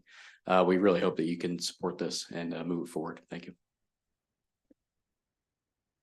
Answer the panel. Delegate Watson. Thank you, Mr. Chair. Just very quickly, I'd like to ask the young lady from Marriotts Ridge High School, do you know of any other high schools in the county that have a similar type of program that you participate in? Yeah, I know Justin. So I just wanted to mention before I talk about specific high schools, I'm also a part of the Application Research Laboratories Academy of Finance. So there are students from across the county that come and they take classes there. So they definitely do offer the National Personal Finance Challenge and the stock market game. And I know there are definitely a couple other schools in our county, like Mount Hebron offers the National Economics Challenge and the National Personal Finance Challenge. And I know that the stock market game is also used as a tool in many CTE classrooms across the county. Thank you. And thanks for the work that you do there. My daughter was in the first graduating class from Marriotts Ridge High School. Really? That's so cool. Any other questions? Thank you so much for being with us today. Thank you. Have a great day. That concludes the bill hearing. House Bill 415, Delegate Forbes, you can stay there. And I think there are 2 or 3 witnesses can come on up. What about the drop? Thank you, Mr. Chair. Mr. Vice Chair, I'm still Delegate Kathy Forbes, and I'm here on HB 415. This bill is a pension bill, and it just makes a necessary technical correction suggested by the state retirement and pension system, clarifies that only members of the state police retirement system must terminate their participation in the deferred retirement option program before age 60. The age restriction does not apply to members of law enforcement officers' pension system participating in drop. Technical bill regarding the drop. Any questions?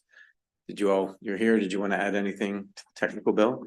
We're just here to support it. We're with Sleola, who started. Thanks the for bill, your so service. Thank you. Appreciate you. Want to say we're good with it. I know our friend Ann Galthrop's always here for moral support. All right. Well, looks I like a ask for great a bill. favorable report. All right, thank you. That concludes the bill hearing. Thank you. We will move to Delegate Bagnall with us. Is she here yet? Come on up. Great.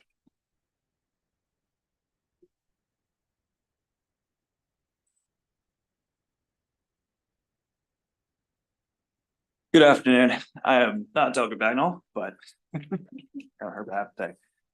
Chairman, Vice Chair, and members of the Appropriations Committee. For the record, my name is Rory Nolan. I'm Delegate Heather Bagnall's Chief of Staff, and thank you for the opportunity to present House Bill 327 on the delegate's behalf this afternoon.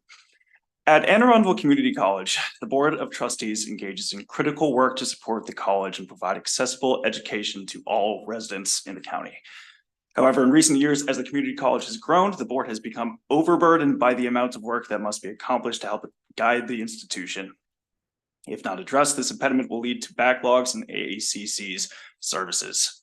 House Bill 327 will solve this issue by providing additional assistance to the board to ensure that they have resources to meet their duties. This bill will increase the number of seats on AACC's Board of Trustees from 8 to 10. Expanding the board will relieve pressure on the board's decision-making process and augment the efficiency of its work. In doing so, this board also takes important steps to ensure the diversity of the board's panel. It adds language requiring that the governor's appointments to the panel reflect the geographic and ethnic makeup of the county. Currently, there's no statutory requirement for the governor to do so. It is important that the board represent the entirety of the county's population in order to include the perspectives of every area and group that attends, uses, or is impacted by the college. These legislative actions will solidify the board's effectiveness and its diversity. And if all that wasn't enough, House Bill 327 was requested by the board, costs nothing to the state, has been endorsed unanimously by the Anne Arundel County House delegation, and the Senate cross file, Senate Bill 69, unanimously passed third reader on February 1st. So for these reasons, we respectfully ask for a favorable report on House Bill 327. Thank you for your time. So this is moved to the House delegation in Anne Arundel already? Yes, sir. Great. Any questions? Okay, we have one virtual, thank you so much for being with us. Certainly. Okay, we have one virtual witness, Lawrence Olvila.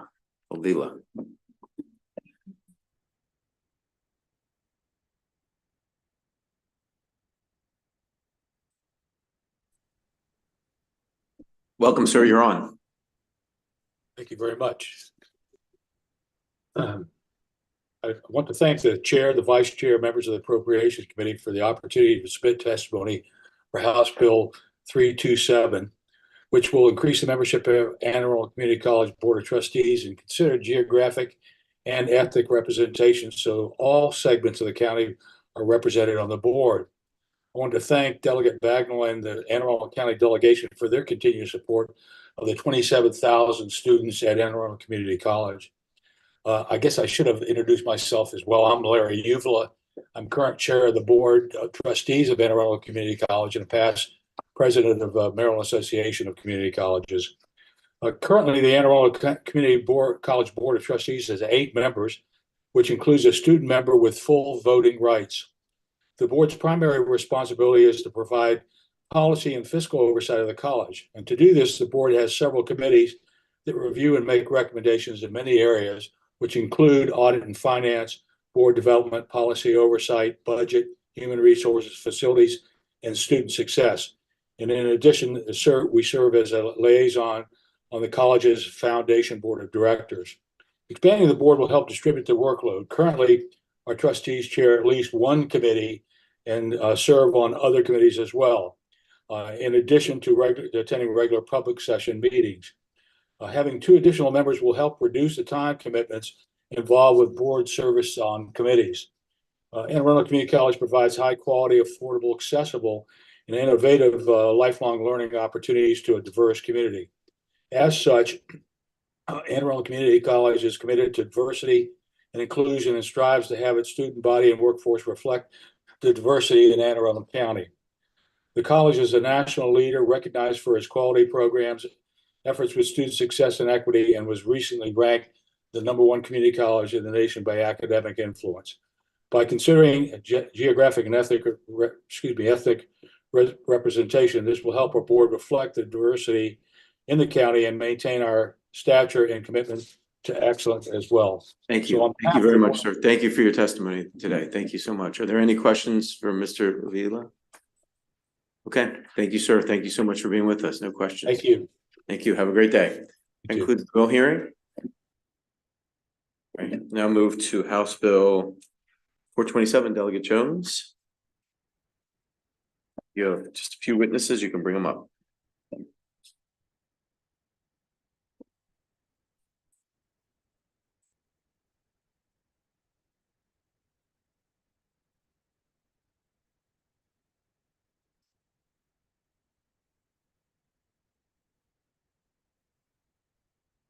Settled. Okay, great. Good afternoon, Chair Barnes, Vice Chair Chang, and my friends on the Appropriations Committee. I come before you today to introduce HB 427, which will expand the Community College Facilities Renewal Grant to all 16 community colleges and help ensure equitable funding across campuses by increasing the annual appropriation based on the Community College Construction Grant Program from 5% to 10%. Originally established in 2018, this grant program provides state funding to community colleges for improvement, repairs, and deferred maintenance projects. These funds are used for critical infrastructure that our community colleges desperately need. Examples are roof repairs, electrical upgrades, fire alarm systems, structural damage, overdue restroom renovations, and even ADA accessibility projects, just to name a few. Unfortunately, many of these projects are overdue because of the lack of funds and the way that we distribute them. At Anne Arundel Community College, an incredible institution that serves so many in my district in Anne Arundel County, their deferred capital projects are overdue by an average of 2 years. Given the importance, these delays have a significant impact on AACC.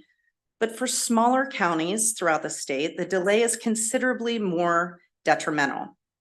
As some of you know, I was born and raised in Allegheny County, and the community college is a crucial center for opportunity for so many students. Tragically, the average length of delay for projects at Allegheny Community College is nearly 8 years.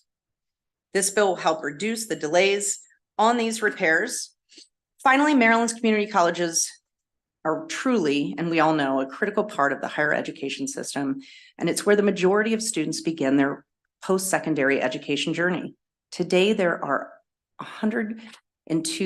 over 102,000 students enrolled in credited programs, and in addition to the 130,000 students in continuing education programs that lead to workforce development. In total, nearly 233,000 students are utilizing the convenient and career-appropriate educational opportunities offered. Alongside these students pursuing their education, our community colleges also provide contract training opportunities to approximately 1,000 employees across the state, including apprenticeships to over 12,000. The funding provided under HB 427 is cost-effective and impacts families and businesses in every jurisdiction of the state. With that, I respectfully request a favorable report on this vital support for our community colleges throughout the state, and I will hand it over to the rest of my panel. I thank you so very much.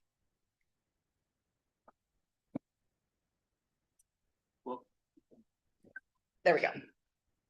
Good afternoon, Chair, Vice Chair, members of Appropriations Committee. I just want to thank Delegate Jones for sponsoring this legislation, and on behalf of all 16 community colleges in Maryland, want to show our strong support. I'll be brief. This really tackles two problems for community colleges. We have over $100 million in backlog and facilities renewal funding projects. These projects impact students in a number of ways: health, environment, number of instances where projects that have not gotten fixed in a timely manner become larger costs for the college, and they have to use instructional funding in order to fix these repairs. And the second, and the major issue that we have now, is when this original legislation was passed in 2018, I'll remind you, it was actually now Speaker Jones, it was her original bill that passed this legislation. The problem is it only hits 8 colleges at a time. And the way that it's pegged to the capital construction grant, some colleges can get up to $500,000 a year. And for example, this year, colleges only get 237. So there's this inequity in way that it's funded. So some colleges get more than others every other year. This would just create equity and parity among all 16 community colleges. And with that, just urge a favorable report, and thank you for your time. Good afternoon. I'm Mary Bolt, President of Cecil College. Thank you, Mr. Chairman, members of the committee.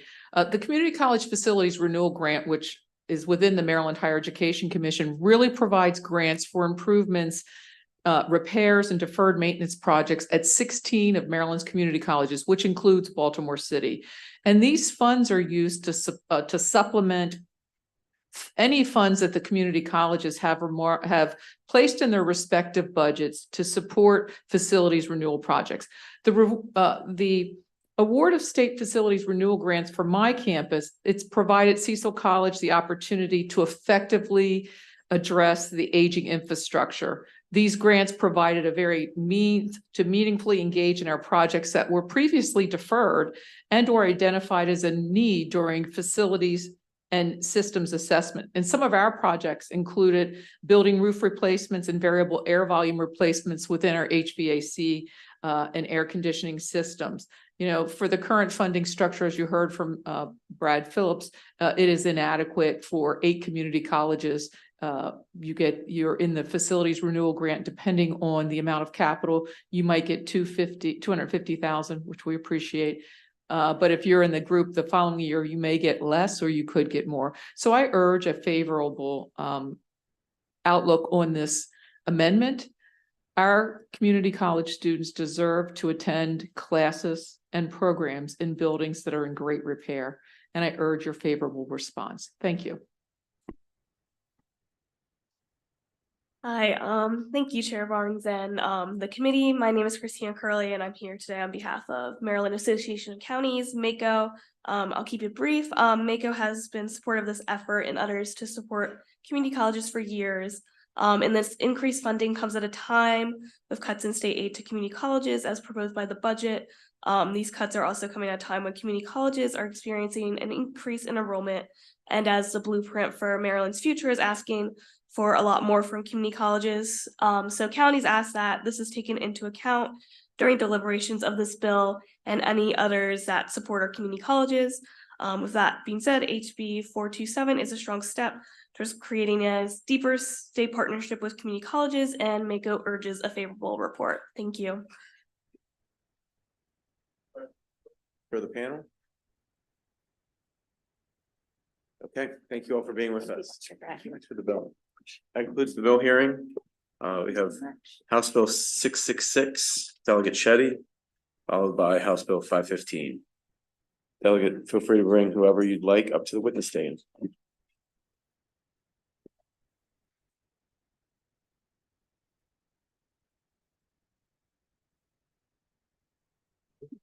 Okay, I'll sit on this in the middle.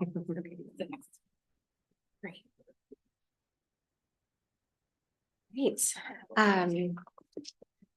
Mr. Chair, Mr. Vice Chair, friends and colleagues on the committee, I'm Delegate Emily Shetty for the record. I'm here today to discuss HB 666, lucky number, I guess, for us, to talk about increasing the minimum allotment of SNAP benefits here in our state. I just want to point out a couple things here to start. In your bill file, you've got a sign-on letter of support by 50 organizations, in addition to like 39 pieces of testimony in support of this effort. And there are multiple SNAP bills that are going to come before our committee this legislative session for consideration, including the administration's bill, the summer SNAP extension bill that we heard a couple of weeks ago. I think it's important to note why. So I'm just going to lay that out. About 700,000 Marylanders benefit from SNAP in this state. Until recently, we had the benefit of having additional allotments due to the pandemic funding we were getting from the federal government. And it brought the minimum that families in the state received to like $281 a month for supplemental nutrition assistance benefits. And for a family of 4, it was actually $973 a month. But now with those federal funds having dried up, those benefits, the minimum benefit allotment that a family is given is $23. So we're talking about like 10% of what it was before, just as grocery prices across the state continue to rise. This is a bill, HB 666, that would raise the minimum allotment using state subsidies to $95 a month. It's a meager increase compared to where families were before. But if you've been grocery shopping lately, I think you can see that $23 doesn't buy you much, not for one person, not for a family. And there's some really important policy considerations that I want us to be thinking about as a state, as we're looking at improvements to the SNAP program writ large. So, my family, I'm just going to share this briefly. Growing up, I was raised by a single mom in North Carolina. When my father left, he was ordered to pay child support. Child support still to this day is used as though it's guaranteed income for consideration when determining the amount that a family is awarded in SNAP benefits. But it's not actually necessarily going to come, right? So for many families who are custodial parents, that child support money, though ordered by a court, is never actually received. And so the custodial parent has to stretch every single dollar as far as possible in order to feed their children. Often they have to beg, they have to borrow in order to do that. And then they're doubly penalized if and when a family actually, the non-custodial parent pays arrearages. The state withholds a large portion of that per federal guidelines, and the custodial parent never sees that back paid child support. So I raise this as one of the many problems that we have in the SNAP program that we should be looking at when we're looking at ways to ensure we're not penalizing people for being poor. And instead, we're looking at ways that programs like SNAP could actually be used as a leg up out of poverty to help families in the intermediate term afford food, but in the longer term, actually be able to rise out of poverty and attain more for their families. So with that, I request a favorable report of H66 in whatever format we end up making it. Thank you so much, colleagues, for your kind consideration. I will share, Mr. Chair, that on the sponsor panel, we have JD Robinson from Maryland Hunger Solutions, Omar Mariquin from Crossroads, and there is a virtual witness, Rona Rice, from the Montgomery County Food Council as well. Thank you. Right. Good afternoon, Chair Barnes, Vice Chair Chang, and members of the Appropriations Committee. My name is JD Douglas Robinson, and I'm the Senior Program Associate for SNAP at Maryland Hunger Solutions. For over 10 years, we've assisted anyone in the state with applying for food stamps, the program that we now call the Supplemental Nutrition Assistance Program. And we've heard firsthand from families and individuals how difficult the past year has been, as Delegate Shetty's mentioned, with the loss of emergency allotments as of March of 2023. This boost provided a extended benefit for families, $281 being the minimum for a household of one. And when we lost this, again, I have to repeat, the minimum federally for the SNAP program is $23 a month. This has a ripple effect in the local economy. And one thing to highlight this is that farmers markets across the state have seen a decrease in expenditures for SNAP. The Tacoma Park Silver Spring Co-op, which operates in Montgomery County, saw an estimated $50,000 loss in SNAP sales last year. And the state in total lost $70 million in SNAP benefits starting in that March alone. Despite losing these benefits, however, there's still a massive number of folks on SNAP in Maryland, 700,000 people, which is much higher than where we were prior to the pandemic. In response to this, we've seen a lot of states and other districts take action. DC recently just passed Give SNAP a Raise, which raises their benefits in the district by 10%. New Jersey raised their minimum to $50 in 2021 and then raised it again to $95 in 2023 in response to losing emergency allotments. And it's time that Maryland does the same, because not only is it an investment in the people, it's an investment back into the state. For every dollar of SNAP that is distributed, it's estimated that $1.50 is generated in the local economy. Providing a boosted benefit to SNAP households not only puts food on the table for them, but helps continue to drive Maryland's economy. So I'd like to thank Delegate Edelson and Delegate Solomon for their collaboration with us and Delegate Shetty for introducing this bill, as well as the 55 other organizations across the anti-hunger and anti-poverty space that have signed on in this letter for support. Thank you for consideration. We urge a favorable report on House Bill 666.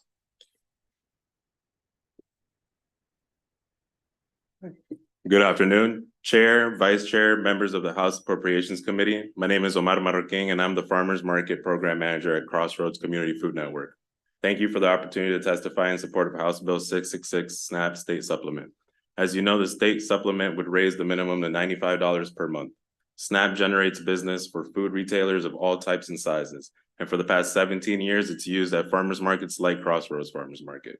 We support this bill because it will help reduce food insecurity among SNAP users in our community and support the 22+ local farmers and vendors in our network. The 2023 season brought decrease in overall market sales and benefit usage, and with it, fresh checks distribution and redemption. This was expected as pandemic-era emergency SNAP allotments were discontinued and SNAP using shoppers had fewer dollars to spend at CFM. We saw a decrease in SNAP distribution during the 2023 season, dropping almost $3,000 from 2022 or 18%. When we include pandemic EBT in those numbers, we see an even larger decrease in purchasing power for our most vulnerable families, from over 22,000 in 2022 to 17,000 in 2023, or a whopping 24% decrease. At Crossroads, we see firsthand how programs that incentivize consumption of locally grown fresh produce offer both health benefits to low-income communities and economic benefits to local farmers. Thank you for your consideration of this important bill and for your efforts to ensure every Maryland resident is food secure. Crossroads Farmers Market urges a favorable report on House Bill 666. Thank you.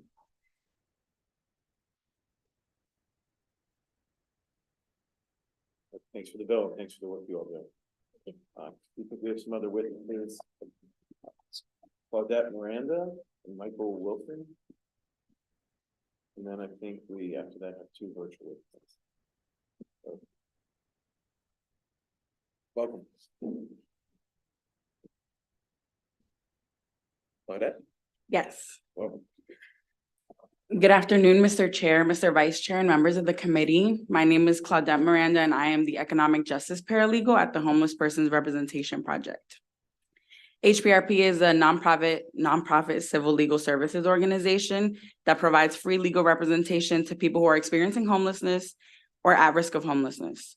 We frequently represent individuals in accessing SNAP benefits through administrative appeals and advocacy. And HPRP has represented clients receiving $23 per month in SNAP, making it extremely difficult for families and individuals to afford food. HPRP is strongly supporting HB 666 because it would improve food security in Maryland.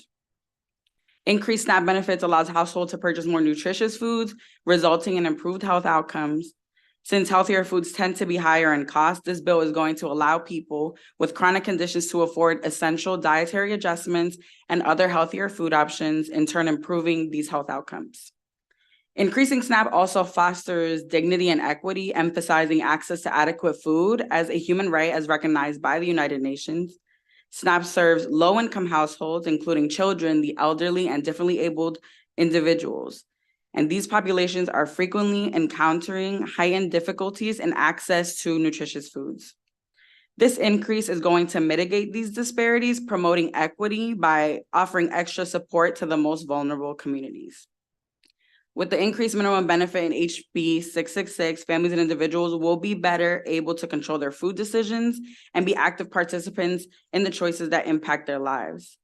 Increasing SNAP benefits is a compassionate anti-poverty policy, as well as a fiscally sound strategy. And these short-term costs are outweighed by long-term economic gains and improved community and individual public health. HPRP strongly urges the committee a favorable report.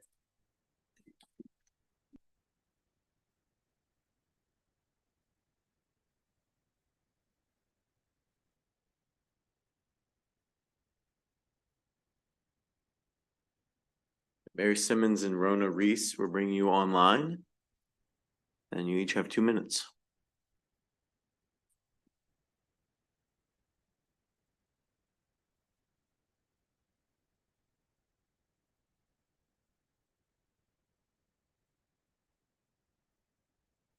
Mute. And my picture, start my video, okay. Hello, I don't have a, There you oh, are. here I am, okay. Welcome. There I go, okay, hello. Thank you so much for allowing me to testify today. I'm here to support your passage of House Bill 666, which is to raise the minimum benefit for SNAP recipients to $95 a month. The reason that I'm interested in this is twofold. I serve as a member of the Food Security Community Advisory Board of the Montgomery County Food Council. But I am also a person with lived experience, and I am a recipient of SNAP benefits, and that's what I want to share with you today. I may not look like the typical welfare recipient. I have a PhD. I'm 79 years old. And a couple of years ago, I was a victim of a Ponzi scheme and I lost all of my investments. So my only income now for the past 8 years has been my Social Security check, which is about $2,000 a month. And I have to pay everything out of that. I was getting a better amount through my SNAP benefit before the government withdrew the emergency allotment last year. So my monthly benefit is $23 a month for groceries from the federal government and another $17 a month from the state government. So my total allotment for groceries is $40 a month. And as you well know, the cost of groceries has gone up. You can't really purchase very much at the grocery store for $40 a month. Thank you very much, Ms. Price. Thank you very much. Thank you for your testimony. One last comment I wanted to make. One last comment. Just wanted to tell you, since my SNAP benefit is so low, I've had to use my credit card. I never in my life had credit card debt, and now I do. And it's a high interest rate. So I have to use my credit card because I don't have enough money for food. I hope you'll support HB 666. Thank you for your time this afternoon. Appreciate it. Next, we have virtual testimony from Mary Simons.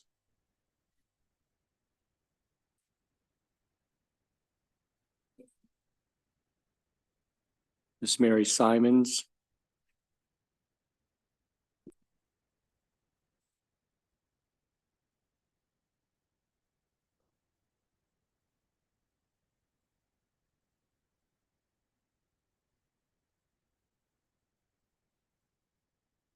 Miss Mary Simons, if you can hear us, if you could please provide your testimony.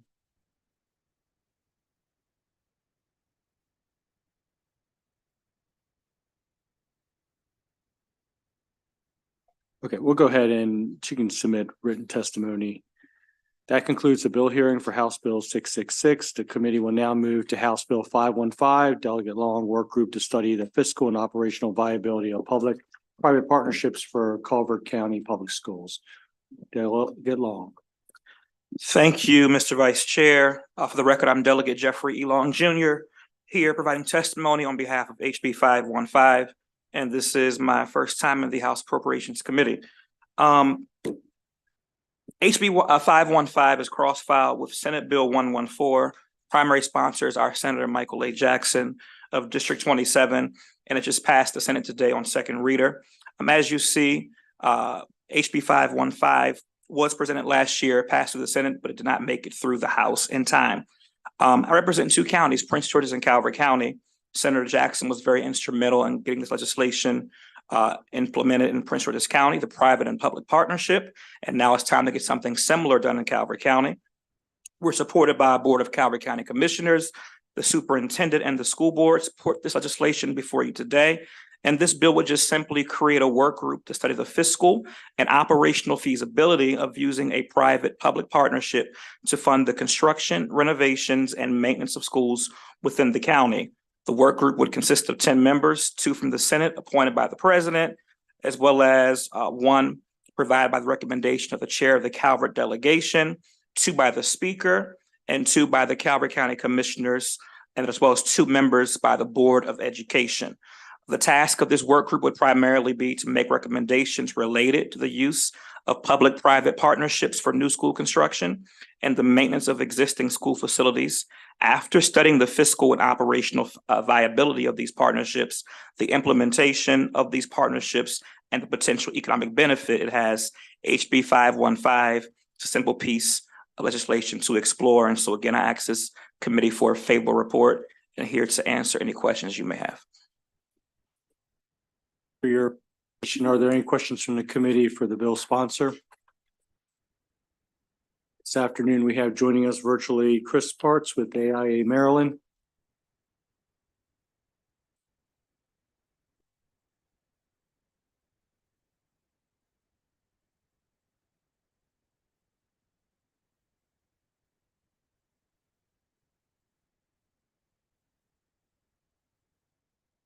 Chris, Mr. Parts, if you could start your video with your testimony. Great. Thank you very much, Chris. Good seeing you. You could provide your testimony. Thank you. Good afternoon, Vice Chair Chang, members of the Appropriations Committee, and my delegate, Kathy Forbes. I'm Chris Parts, an architect with AIA Maryland, representing 2,000 architects. Start your video. Oh, it says that it's that working now? Seeing you. Okay. Thank you. Good afternoon, Vice Chair Chang, members of the Appropriations Committee. If you could, Mr. Parts, if you could turn off the YouTube. Got it. Yes. Thank you. Sorry about that. I'm an architect representing 2,000 architects across the state, here to express concerns about House Bill 515 and a trend to consider P3 school procurement process in Maryland. Attached to my written testimony is a similar report completed in Charles County. I'm sorry to interrupt, Mr. Parts. If you could turn your camera on too. The camera says the camera's on. Let me try this again. Okay, we see you. Okay, got it. Okay, please continue. Okay. Just 2 years ago, Charles County has nearly 1/3 more schools than Calvert County, and their conclusion was that a P3 model does not make sense unless multiple schools are built simultaneously and as prototypes. Unless that need exists in Calvert County, the conclusion is likely the same. I'd also suggest that we pause before diving into more P3 school projects. Great Britain, Australia, and Canada have all pulled out of their P3 primary education projects for dissatisfaction of community and administrations at multiple levels. We are only 1 to 2 years into having new P3 schools. Everyone likes a new building when they first move in, but based on history, I suggest we pause and see how this goes. Now, allow me a minute to address the issues of economics and then community. The PG Phase 1 projects were valued at $1.2 billion. Financing and design came from companies based in Canada and construction by a Rhode Island-based contractor. While a fraction of that may go to local labor and business, processes like this force Maryland firms to look further and compete for fewer locally sourced projects. Furthermore, when pursuing a P3 project, the design team risks $300,000 to $500,000 to contribute design to a single school proposal. Businesses simply can't afford that, and that's why we have a qualifications-based selection process for state-funded projects. Speaking to prototype schools, we may compare them to franchise restaurants. It's easy to fit them to a pad site in the middle of a parking lot, but when you place a school in a community, it is a beacon with unique needs and almost always a unique site. We can and should cater to the unique needs of each community to suit their needs and help buildings perform better. I ask you to consider my questions. Is P3 a model that encourages Maryland businesses to grow? And do the unique variables of our state warrant a sterile prototype process for developing schools that do not respond to sites or communities? We asked for an unfavorable report on House Bill 515. Thank you. Great. Thank you very much, Mr. Parts, for joining us virtually. Are there any questions for Mr. Parts? Seeing none, have a great afternoon. Thank you very much for joining us. That concludes the bill hearing for House Bill 515. The committee will now move on to the last bill, House Bill 428, Delegate Stewart, Community Schools Rental Assistance for Community School Families Program and Fund Establishment. Thank you, Vice Chair Chang, members of the Appropriations Committee. For the record, I'm Delegate Martin Stewart, and this is House Bill 428. So you will see in your packet a broad variety of supporters for this bill, no opposition. I'm very glad for all the supporters. What I will warn anyone who is here to testify, either in person or virtually, is to please be respectful of the committee's time because we are last. So please do not hurt me by going over time. Thank you. With that said, I first want to actually thank this committee for your hard work, at least those of you who are here, on the blueprint and all the work that you'll continue to do to make sure that we implement it successfully. This bill is essentially a bolstering of the blueprint. It would provide rental assistance for families with children in community schools.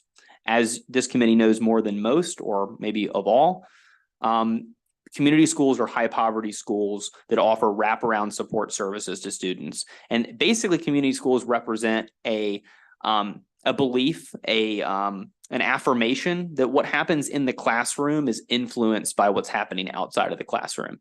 And so community schools offer wraparound support services like mental health therapy, like fresh food and groceries, not only to fresh fruits and vegetables and groceries, not only to students, but also to their families. Sometimes families can also get medical care and dental care from their children's community schools.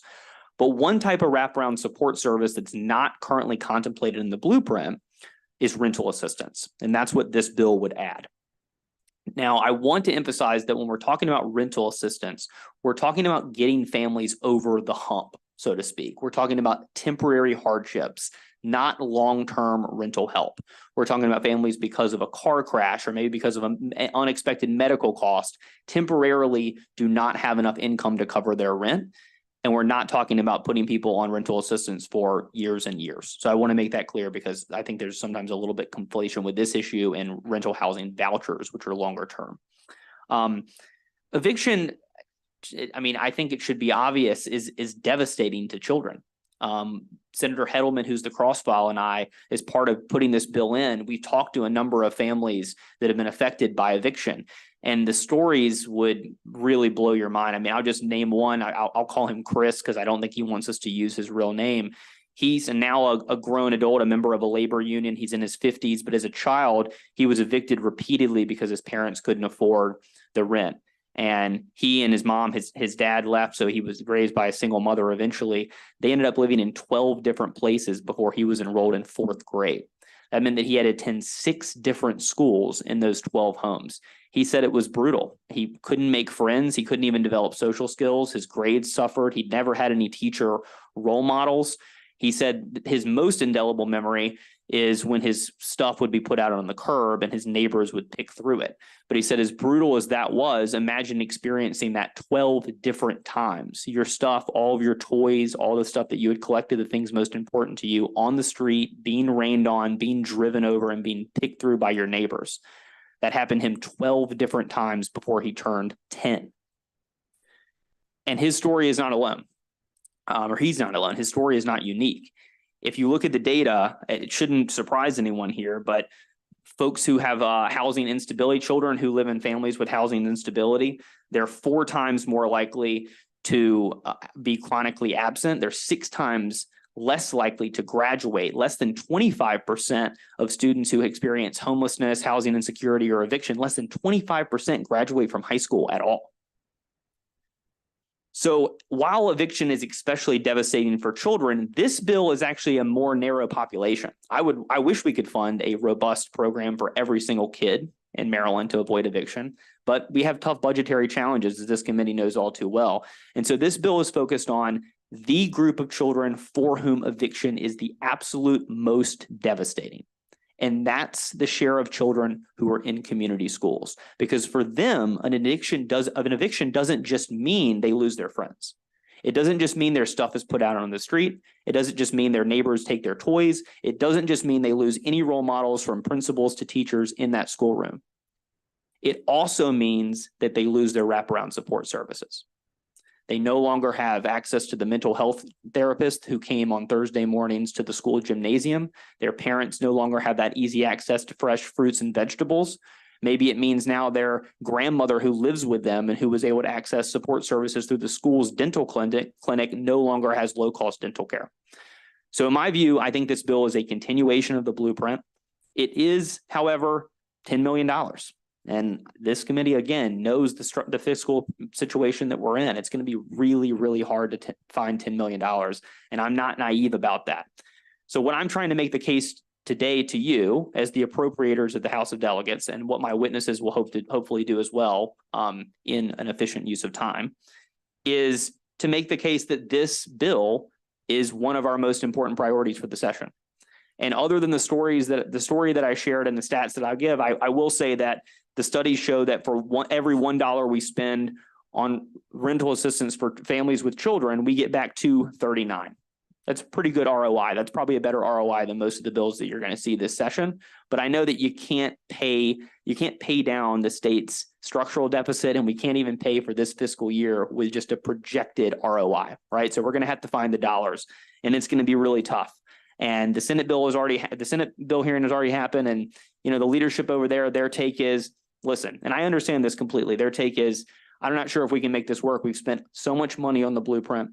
Our structural deficit is in large part due to our commitments to the blueprint. We're just fighting tooth and nail to try to preserve it. How can we afford an additional $10 million on top of that? And I guess to leave you with a little bit of a cheesy analogy, I would paint a picture of a beautiful house. This committee and the entire Maryland General Assembly have built a beautiful house, and that's the blueprint. We're hoping to be the state's leader in public education. But it'd be like if you built the beautiful house and there was one tiny hole in the roof. You could make the argument that it's just such a small thing, and we've already spent so much money on this house that we should just ignore the roof. But over time, that would prove to be a very foolhardy decision. Instead, I urge this committee, let's patch that small, tiny roof, make one small, tiny extra investment in the blueprint to make sure it works really well, and to make sure that all these dollars that we're pumping into community schools isn't wasted because kids can't experience the benefit of them without the constant fear, threat, and reality that eviction entails. I appreciate your time. I urge a favorable report. Great. Thank you very much to the bill sponsor. Are there any questions from the committee? Delegate Ruff. Thank you, Mr. Vice Chair. Delegate Stewart, thank you very much for bringing this very important bill, and obviously protecting our youth through the blueprint is a priority that we must protect at all costs. However, I had a question about one term in your bill as far as the determination of families that should get this assistance. How are you defining, and how will the schools interpret the term at risk of homelessness or housing instability? Yeah, that's a great question. And actually, it reminds me, you're going to hear a couple of amendments to the bill. We're going to accept both of the amendments I think that you guys are going to hear. One of them is to put DHCD kind of in the driver's seat rather than MSDE. We heard from both agencies and a number of other stakeholders that DHCD, because of their experience administering rental assistance programs, is really the right agency, not MSDE, to kind of do the back office work of that. The other one is we're going to prioritize families that meet the federal definition of basically experiencing homelessness first. So the people first in line, because this money's going to run out, right? I mean, Maryland had $700 million in rental assistance from the Biden administration in the last couple of years. We received $700 million. That kept hundreds of thousands of people off the street. But now in last year's budget, we went down to 2 million, 700 to 2. So this money is going to be eaten up in a millisecond, no question about it. And so we're going to prioritize families who meet that federal definition of experiencing homelessness recently. Now, at risk of homelessness, usually the proof that you have to provide for that is similar to the proof that you had to provide under the emergency kind of COVID era rental assistance program, which is that you have to show basically there's been eviction filed against you, or that you're late due on your rent. And sometimes the landlord has to provide their, verification thereof. Thanks. Yeah, thanks. Delegate Smith.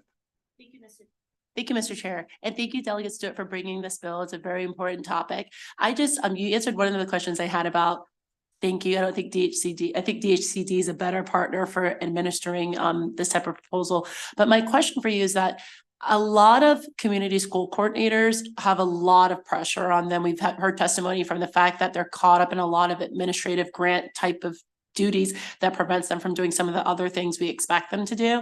And so I'm wondering here, I appreciate that people see the value in community schools and community school coordinators, but they're also charged with creating essentially like a needs assessment for their school community, because different schools have different threats more acutely, for example, housing insecurity. And so I'm wondering, had you contemplated how the needs assessment that the community school coordinators are creating for their school communities that could better hone in on maybe the frequency of this being a bigger concern at certain schools over others? Had you factored that in? Because it feels like it could be a missed opportunity where, for a variety of reasons, people might be aware of something at certain schools, but it doesn't mean that the need was more acute at those. particular community schools based on the needs assessment?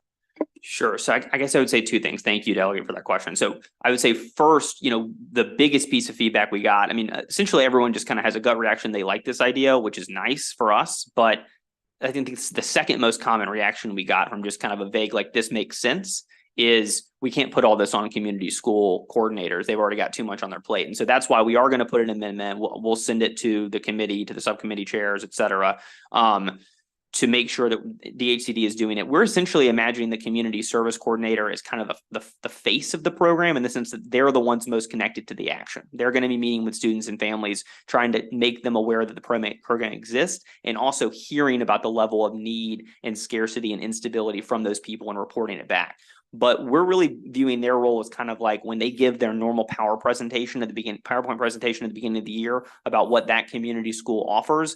We want them to put in a slide about rental assistance. There's going to be a contact number and email on that slide, but it's going to be someone within DHCD, if that makes sense. And then in terms of the needs assessment, we do hope that, I think the community school coordinator under the blueprint has to report back to MSDE with kind of the needs in their school and how much money they need. This would be included in part of that program. So they would have an opportunity to say, hey, we got X amount of dollars from DHCD this year, but I'm hearing from families that we need a lot more coming to this particular school or this particular jurisdiction.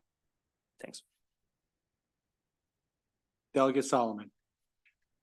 Thank you, Mr. Chair. Delegate Stewart, thanks for bringing the bill. As a former teacher of students who I know experience housing instability, thanks for raising all these really important points. You talked about the fiscal issue. Obviously, I think we all know money's not growing on trees anymore for us anymore, or raining down from the federal government. I know you and Delegate Wilkins in particular were really leaders a couple of years ago on creating the fund that allowed us to sort of bridge the gap for families that were waiting for federal vouchers. And I'm just curious, I know this is your area of expertise. Are there other programs, assuming we can't figure out how to carve out another huge pot of money, are there other programs that we could tweak? Maybe we could change the eligibility, put, again, we'd love to be able to help everybody, but this population in particular, we know how hard it is when they go through something like this. So is there a way for us to prioritize this population in another program that might be able to at least fill the gap a little bit until we've got a little bit more money to play with? Delegate Solomon, it's a great question. And I wish that I could answer, yes, absolutely. Here's this much easier fix for us that won't be as much of a fiscal lift. And if I think of an idea in that capacity, or someone smarter than me passes me a note, passes me a note that we can do that, I'll absolutely let you know. But there is, unfortunately, thank you for the recognition about the voucher program. Maryland just last session became the second state in the union behind New Jersey to have a voucher program that's in addition to the Section 8 voucher program. That program has not gotten off the ground yet. It starts in 2025. But the problem with it is it's targeted on a totally different population of people, which is basically people who need long-term assistance paying their rent. They just have, because of disability, but usually it's basically people that are not in the workforce. So the priority, and basically all the people that are going to be benefiting from that are either seniors, people with disabilities, people that are otherwise just not able to get income. And so they're going to need long-term voucher assistance. This population is very different. These are folks who generally do have jobs, 100% of them essentially that benefited from the rental assistance program that was stood up basically with the help of the federal government. The vast majority of them had employment, and it was just either gaps in their employment or reductions in their income because of the pandemic. You had a lot of people, face-to-face workers, tattoo artists, et cetera, who had to be in person, that had income loss. That's really the target of this. So I don't think we can really tweak the voucher program, but if there are any other programs, the reality is we went from 700 to 2. So we have had the 2 million in the past. Last year it was 2 million in the budget. This year it's 0 in the governor's budget for rental assistance or eviction prevention at all. So I wish there was an easier sort of shortcut here, but I think our only option is to just try to find some money under the couch. I know that you guys are going to hear from dozens of other legislators asking you to find money under the couch, and it's going to be really, really tough. But I think that this bill is important, and I think the blueprint is too important for us not to try to fix this problem. Thanks. Thank you, Mr. Chair. Delegate Solomon, Delegate Metzger. Thank you, Mr. Chair, and thank you, Delegate, for bringing this. I'm about to tell my age, but about 35 years ago, I preached a sermon, "Who Patched the Roof?" And you brought that, the hole in the roof. You know who patches the roof? look around the room. Thank you. Thank you very much, Delegate Metzger. Are there any other questions from the committee for the bill sponsor on this? Okay, this afternoon we have several Thanks, witnesses Mr. who Chair. are in favor of this. If Dan Reed from the Greater Washington can come up, Dan Reed, or Claudio Wilson Randall from Community Development Network of Maryland, and Samantha Zwerling with the Maryland State Education Association. And then also at this time, David Wheaton with the NAACP Legal Defense and Educational Fund.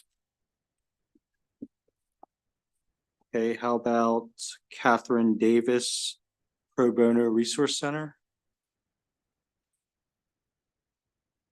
And then y'all can decide who would like to go first and then proceed. Thank you.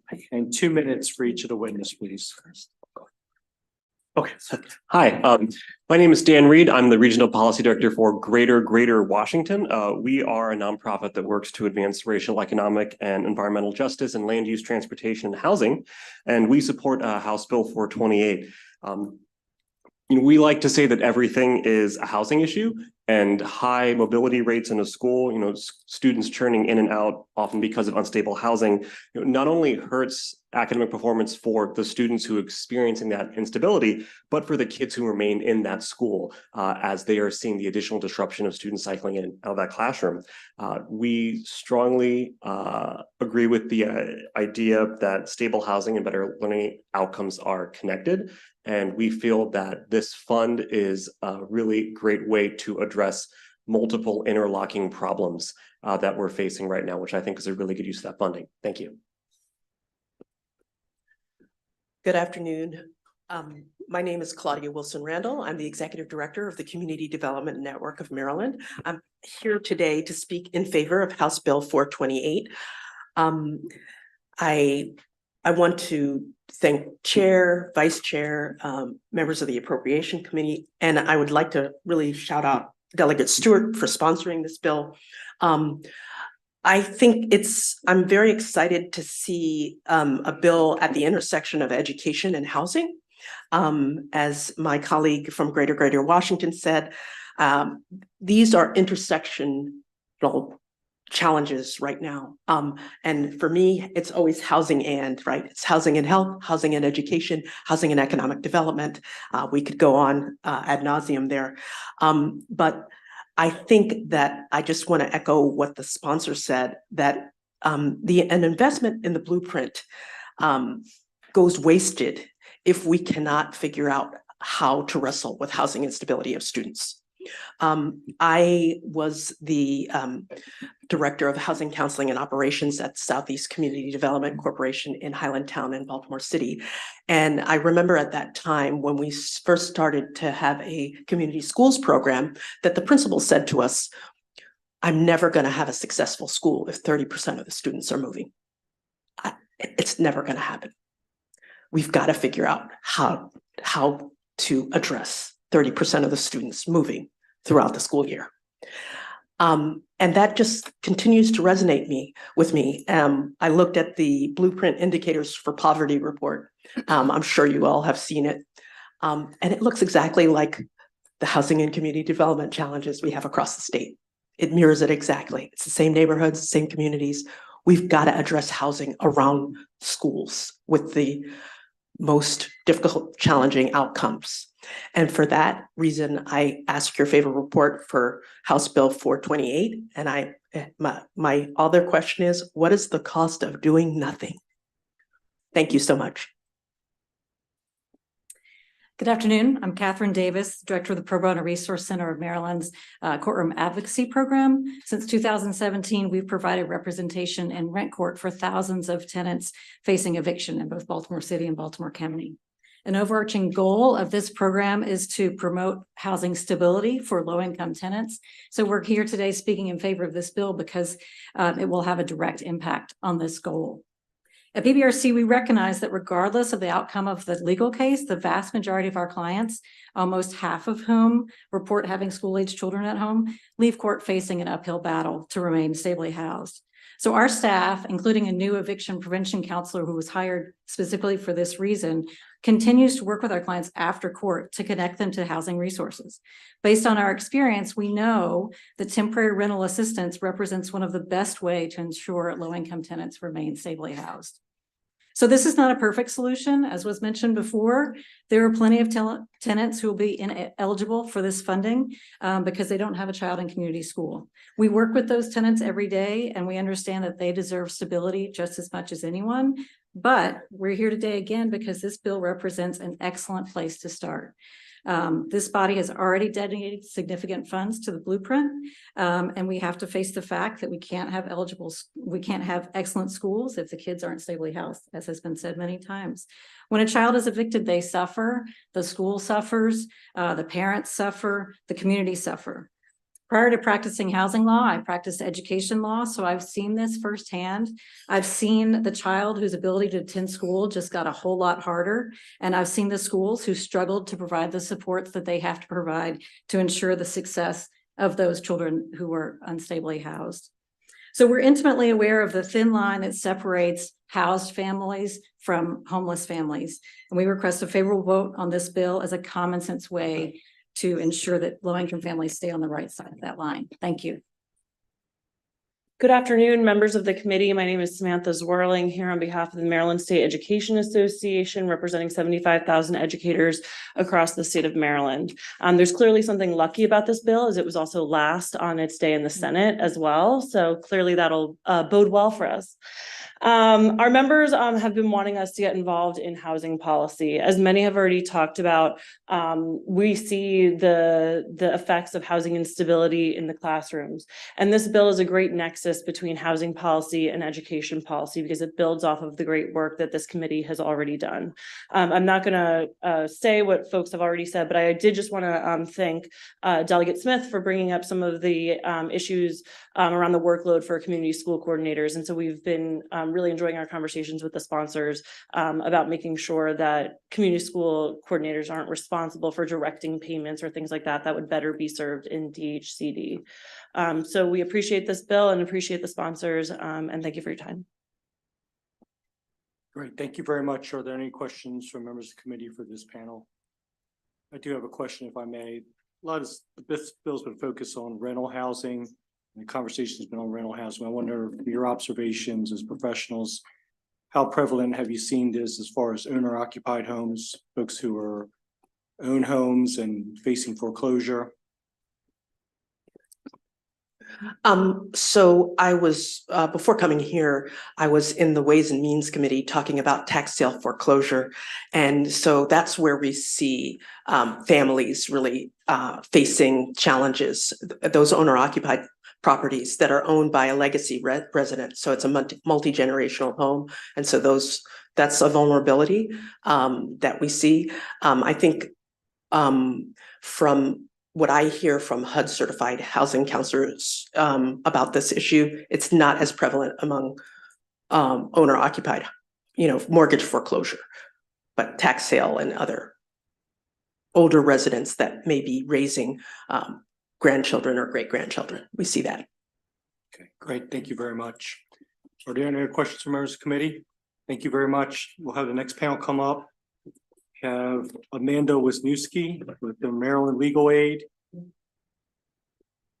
Matt Hill with Public Justice Center, Nashona Kess with the Maryland NAACP, and Jeanette Gonzalez Graham with No Struggle and No Success Incorporated.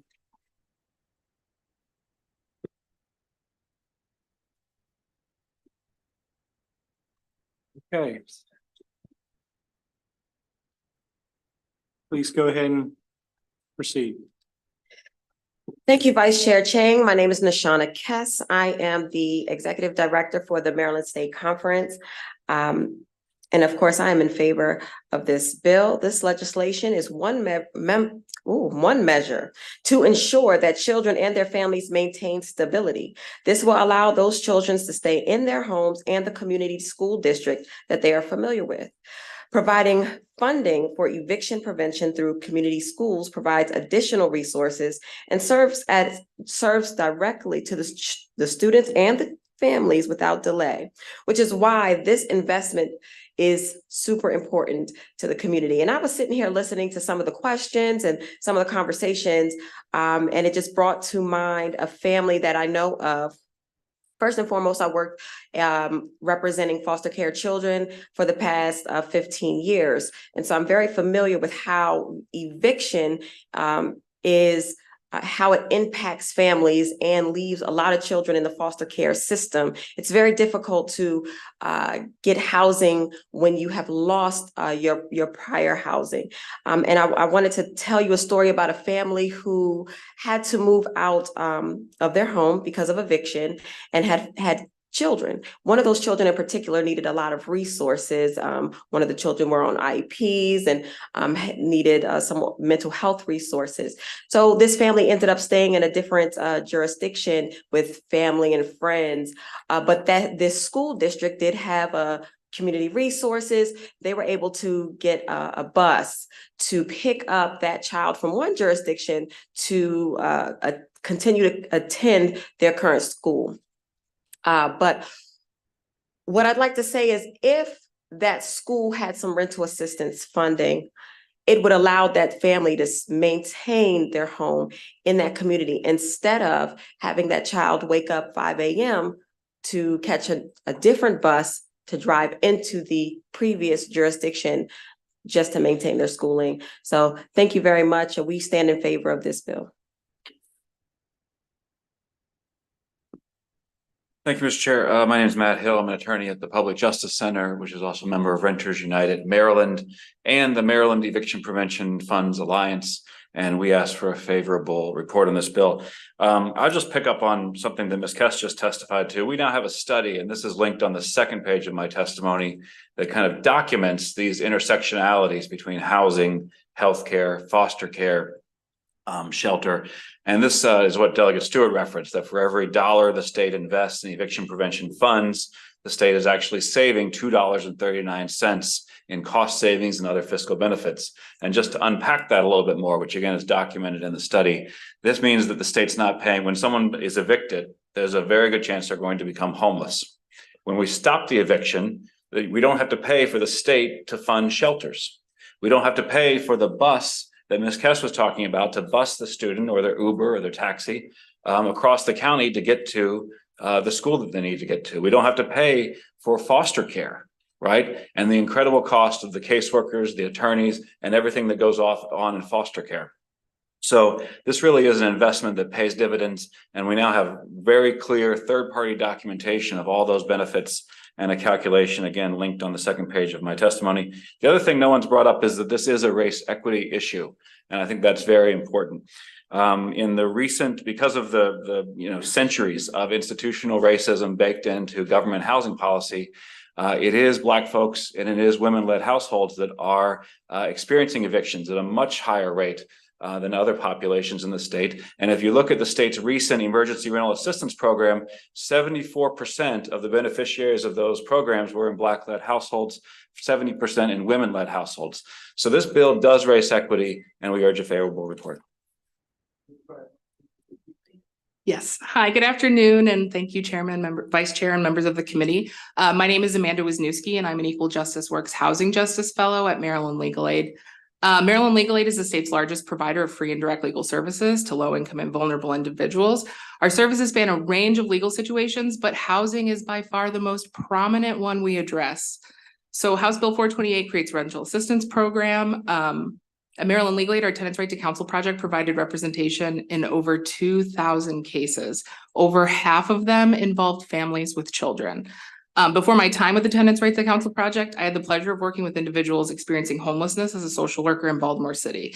The main thing I want to get across is through both of those experiences, I know first that there is a dire need for rental assistance programming in this state. I know what the lifelines provided by community schools mean to families and their students. But I also know, and I've seen this firsthand, that sometimes the hole in the roof that Delegate Stewart brought up is actually filled by teachers and social workers and the community school coordinators. So I'm just gonna let that sit. And especially because the community school advocators are fierce advocates, right? They bust their butts, for lack of a better term, for their families and their school. But, and again, you guys understand that there is a negative impact on education when children face evictions, but over 40% of our clients tell us that if they are evicted, they'll have to double up, find the shelter that costs all that money Matt was talking about, or live with friends and family. The other thing, or live outside. The other thing is that the 3% have to leave the state entirely. That's insane. We ask for a favorable report, and thank you for your time. Thank you very much.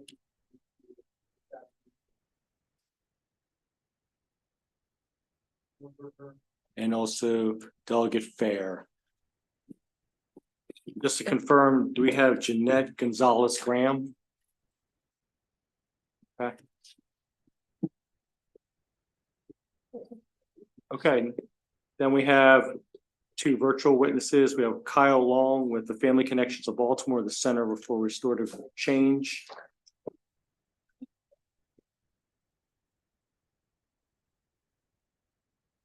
Hi, Kyle.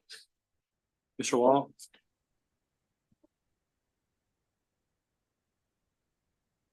Hi, Kyle Long. Hello, can you hear me? Yep, we can hear you. You have 2 minutes to provide your testimony. Thank you. Yeah, no, thank you so much, Chair, Vice Chair, and esteemed members of the committee. My name is Kyle Long, and I'm a social worker working with Family Connections Baltimore, doing clinical walking with families in Baltimore City, and many of those families are connected to a community school. Today, I'm speaking in support of HB 428 and want to explain why this bill is so important. You know, as many of the people who have given testimony today said, like there's been a lack of eviction prevention support since the ERAP funding dried up in February of last year, and the needs still remain as high as ever as rent and cost of living continue to increase. And with average rent around $1,500 in Baltimore City, the current programs that are available for rental assistance are insufficient. The program that I found in my work that provides the most funding, which is the Emergency Assistance for Families and Children, provides about $2,000. The Franciscan Center will provide about $200, and United Way I've seen provide anywhere from like $300 to $500. And most of these programs require an eviction notice to provide assistance, which again, as already been stated, creates a lot of trauma and stress, which has a profound impact on children's stability and their ability to stay in school. And I think with also another issue with some of these programs, they require the family to cover the remaining balance to receive assistance, which is really an impossible task when you're behind on your rent. And I think something that I like about this program too is that most programs will not provide support to those receiving housing assistance, while this program will. And as Delegate Vaughn stated before, many of those families are also working. So yeah, again, I like HB 428 and I urge a favorable report because it provides a streamlined process without overburdening families and bureaucracy. And it has a preventative approach rather than a reactive approach, as it does not necessarily require a family to have an eviction notice. In my experience working with families is that, you know, many have had their hours cut, they've lost jobs due to sickness or COVID, death or bereavement.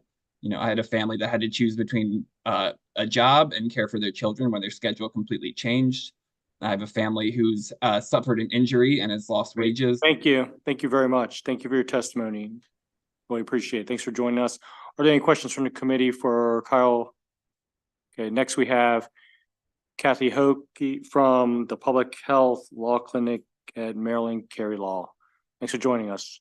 Thank you. Mr. Vice Chair, members of the committee, I'm Kathy Hoke. I'm a professor at the University of Maryland Carey School of Law, where I teach and practice public health law. My colleagues who have come before me have done an excellent job describing the interaction and interconnection between two social determinants of health, housing and education. So I'm not going to say what I was going to say because they did a great job. I just want to fill two gaps. First, in response to the Vice Chair's question about foreclosure, there is a bill in SB 671. It was in last year in the House, so maybe we'll see it before the end of the week come in on the House side as well. And that would provide the right to counsel in foreclosure proceedings, moving us in the direction that you all put renters in 2021. And so stay tuned potentially for that. The other is a member on the first panel and then emphasized by Mr. Hill on the second panel there in front of you about the cost, that what's the cost of doing nothing? And I think, you know, Mr. Hill explained what the cost of doing nothing is, and that is more than doing something. But I also want to look at the out years. We are limited by our law, our fiscal and policy notes, and just a couple of years of kind of hard dollars. But when a child is able to achieve the education that they otherwise would be able to achieve, but for the transients in their schooling, they will be healthier, more productive, financially secure citizens for the rest of their lives. And that will inure not just to their benefit and the benefit of their family, but to all of our communities. So in addition to the cost of doing nothing, there's a massive benefit of taking action today to support families and children so that children can receive the excellent education that you have provided to public school kids here through the blueprint. So for these reasons, I urge a favorable report on House Bill 428. Thank you. Thank you very much, Ms. Hoke. Are there any questions from members of the committee for Ms. Hoke? Seeing none, thank you very much. That concludes the bill hearing for House Bill 428. Committee, we have a couple announcements. Bill hearings next week start at noon, 12 p.m. for the rest of the session. And because of the state, budget hearings are moved tomorrow. So check the hearing schedule. And on behalf of House Appropriations Committee Chairperson Ben Barnes, thank you very much for being here. And that concludes today's bill hearing. Have a great evening.